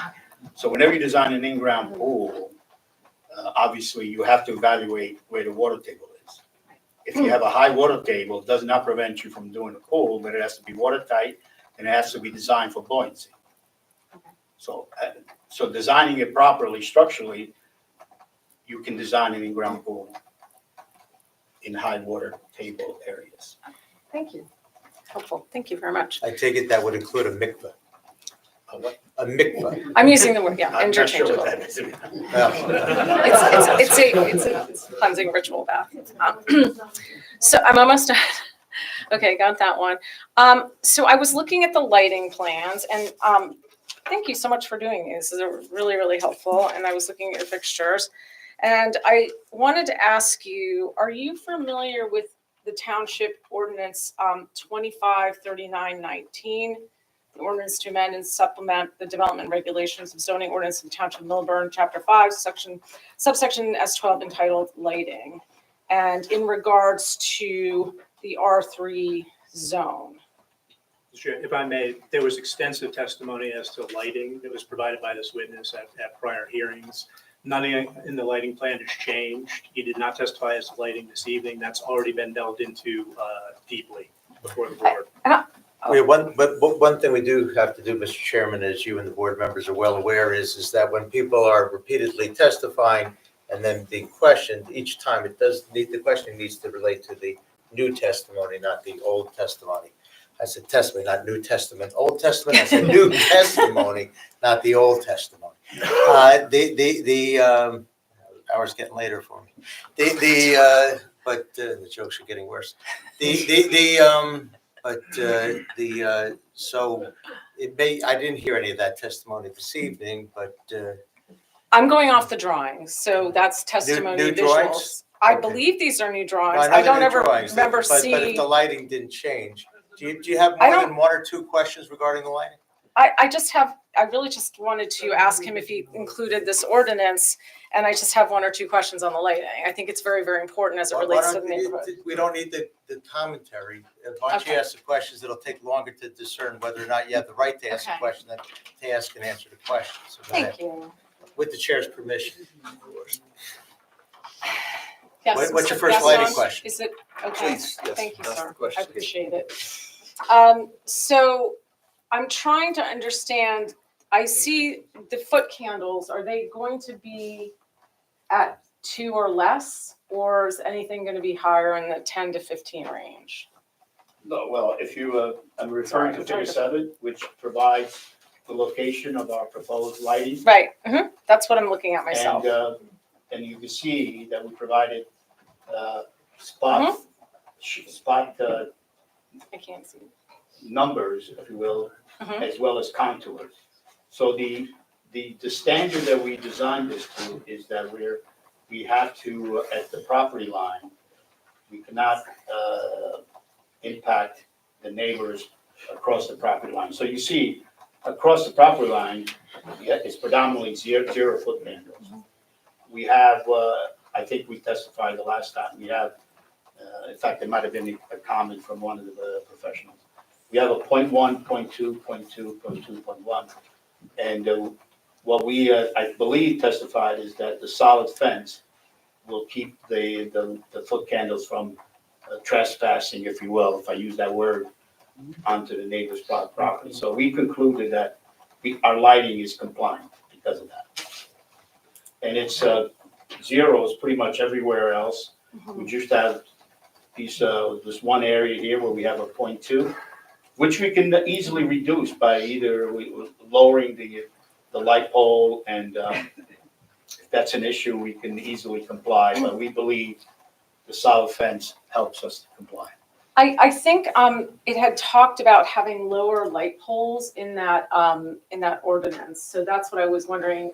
Actually, I think Christchurch has light poles that are approximately maybe 3.5, 36 inches, 4 foot high. Would that be something you guys would consider to offset the visual brightness, that somebody's looking at in the middle of the night? I was just wondering if you'd consider it. That's my question. We've already agreed to conditions that as per Mr. Peto's recommendation, that the lights would be shielded, would be focused downward, and we've already reached conclusions that have been supported by the board's consultants that there will be no adverse off-site lighting impacts by our lighting proposal. And all those stipulations were noted, and they'd be, if there's Okay. an approval, they'd be part of any approval. So is the shield a bollard? I'm just asking, because I didn't see where in the drawings where the Yep. shields were noted. We are providing bollards on the sidewalk. These are Okay. those low, Okay, that you gotcha. speak of. All right. The light poles around the site I think we stipulated no higher than 12 feet So with they're the 12 fixture. feet high, so they're above the fence line. Yes. And I know that you have them at 3,000 Kelvin.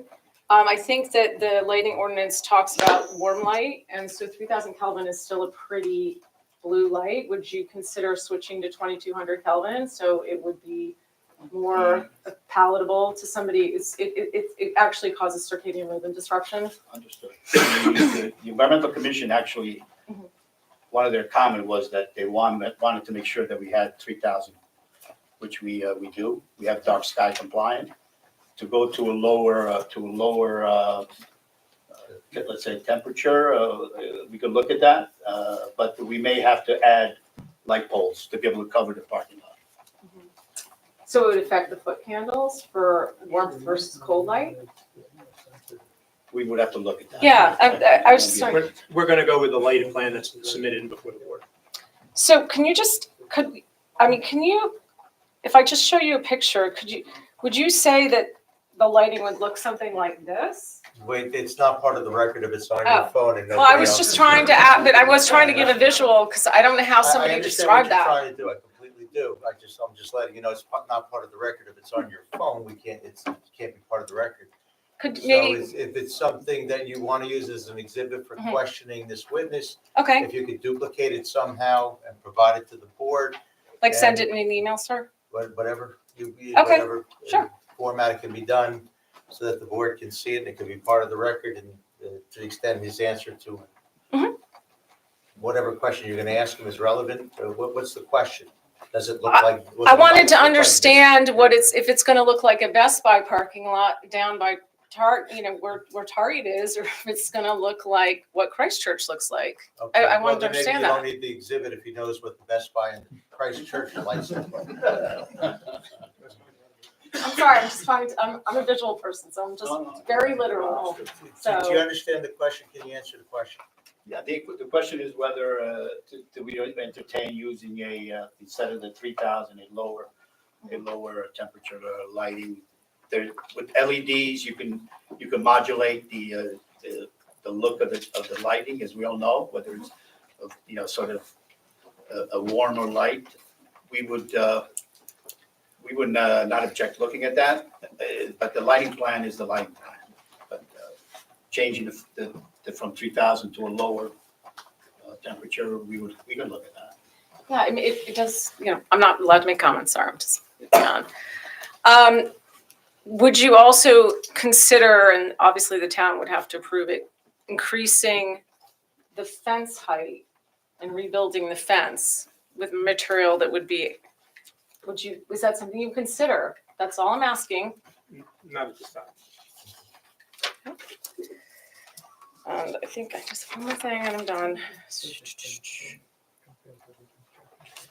The last thing I was just, and didn't pay attention well enough, I was confused about why there wasn't more of a dispersion of the water runoff in different points. I guess you're trying to just collect everything and put it into the stormwater, so I probably answered my own question. Sorry. No, I just sort of was mumbling to myself, my apologies. And then the last thing I wanted to ask you, this is the last question, I promise. The architect had gone over all his plans, and I was wondering tonight, the revisions that were done here, which impacts the architecture possibly, and also the architect discussed doing some design changes and presenting materials to the board. Do you know if those plans will be submitted since you talk to him all the time? What? Do you know? You mean the ones that were submitted more than Well- 10 days in advance of the hearing and that are on the municipal website? Those would be I only saw one drawing, that's all, I was just wondering, I thought he was providing additional information, that's what he testified to last time, Well, he'll be here to testify. next time. Correct, I just was wondering, because he said he was gonna revise Here some it things, is, 10 of 11, I guess next time. I'm sorry. Thank you so much, everybody. Thank you, Ms. Best. Are there any other questions from the public? No other questions for this witness, then I would think we're moving to the next witness, but we might not necessarily be where we did. Almost, if we can. If you don't, I just need a clarification, because my understanding is that rain garden is disturbance, but I need the engineer to confirm that. Also, with that being disturbed, it's also water catching, so I would like to know utilities, how far they have to be back from a rain garden. Just clarification. I don't know if anyone agrees or disagrees. But What do you mean utilities? yeah, how the distance they have to be from the rain garden. So any utility, like electricity, any utilities, is there any regulations? Because As far as I know, there's not. Do you mean like an overhead pole or an underground trench? I'm not. the distance between the rain garden, which is to catch the water, and the utilities. And when you put poles, light poles, so close to these rain garden, I would like just clarification on. Are we talking about the vegetated swale where the light poles are, or the rain garden? Well, it's used the swell in a rain garden is the same, so. Okay. I'd like to know if, as the attorney had mentioned, if it's ground disturbance, I believe that it is. I'd like clarification on that, but I'd also like clarification on my understanding that utilities have to be a distance from that. So just I clarification. don't believe a vegetative swale is just, it's like a lawn area that just is it's just a little gradual swale. It's not, it's like it's grass. So they're gonna have a foundation. Again, I'm just asking for clarification. So it does not have to be separated, in my opinion. Okay, but can we clarify that? I mean, there's legal language or what a definition. I've never of seen any swell or- regulation that prohibits it. It's, No, not prohibits. Is it, the question was, is it considered land disturbance? I just want clarification on that. to put a foundation into the ground would be considered land disturbance, yes. You have to dig a hole to put concrete in to hold. Thank you. Okay. If I may, very quickly, one question from Mr. Ferrante. We have multiple green technologies used for stormwater collection. Why so many technologies? Good question. Is really the way the parking lot and the topography and the slope of the parking lot. So we wanted to go with a linear green infrastructure to intercept more water in that fashion, as opposed to collecting water more and then channeling that to like a bioswale or structured. We could have used structured filter technologies like this one on this small one is. We felt that going with this type of green infrastructure, such as the rain garden, is more in keeping with trying to create a natural landscaped area for the site. Okay, it wasn't a DEP requirement or anything like that. We could have literally have gone with the structured devices, which are these large manholes that filter the stormwater and avoid this. But we chose to do. We felt that this way, I think the board and the public would have appreciated these type of green infrastructures more than these manholes that filter groundwater that are allowed. And I just have one follow-up for you. There was just a question about the foundations to the light poles, correct? That was those the foundations you were referring to? They are. Of the light poles? And that Martha was referring to as well. So those areas where the foundations of the light poles are proposed along the western edge of the property near the vegetated swale, are those outside of the 25-foot buffer? Yes. I'm sorry, Yes. Yes, they are outside? There, you can see the line is right here, and the light poles are located along the edge of the driveway. To the east of that and outside of the buffer? Yeah, one last request before we discuss carrying to the next meeting. The waste pickup time is to be clarified. In doing that, can you also figure out the mechanism for the garbage storage? I think that's pertinent because there's a sizable kitchen on site, and any food waste that's going to be stored outside, not only is the frequency of pickup going to come into play, but also the means in which it's stored. Yes, we'll confirm that. Thank you.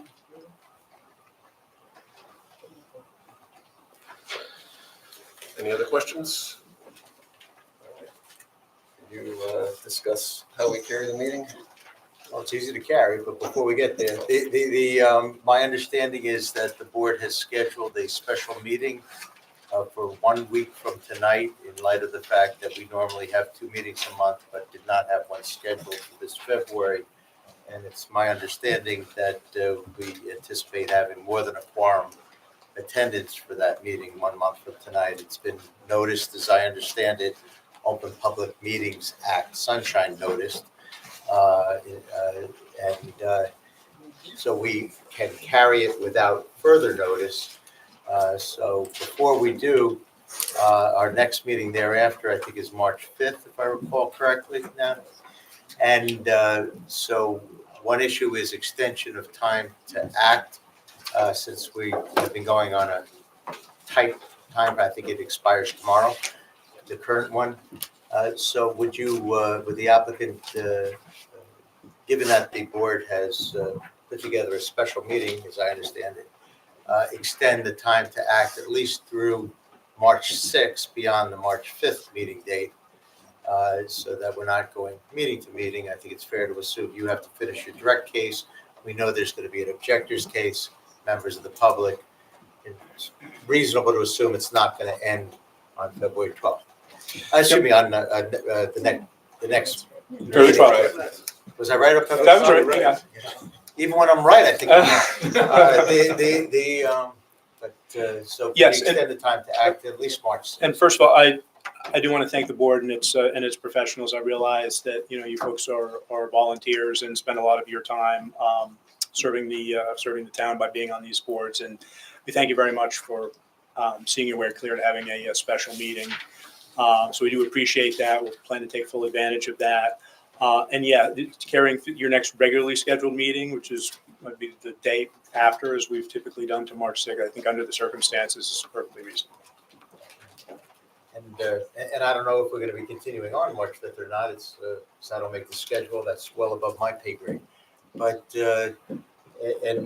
so it's your intention to continue, I take it, with was it the architect and the Yes. traffic engineer? Yes. And then the planner? Yes. And then no further witnesses thereafter? Correct. Okay. And then, of course, objector's case. I think Ms. Dory wants to be heard. I assume with respect to scheduling. Yes.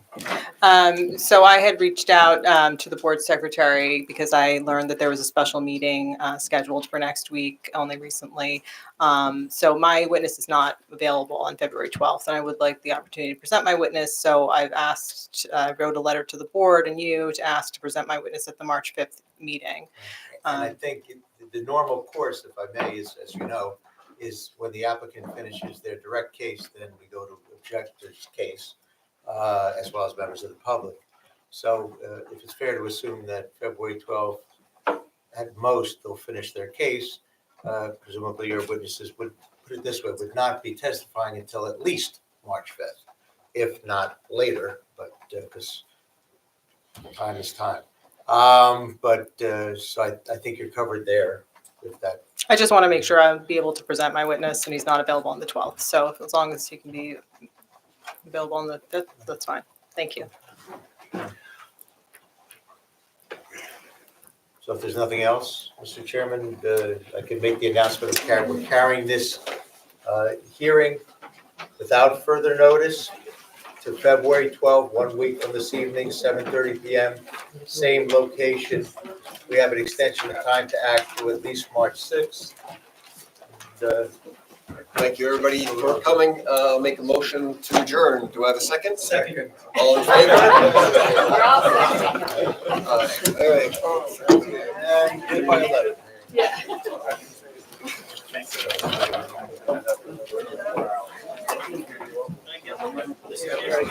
Thank you for your testimony. The same thing. Just kind of hoping they would get to it this time, but I'm gonna have, probably John.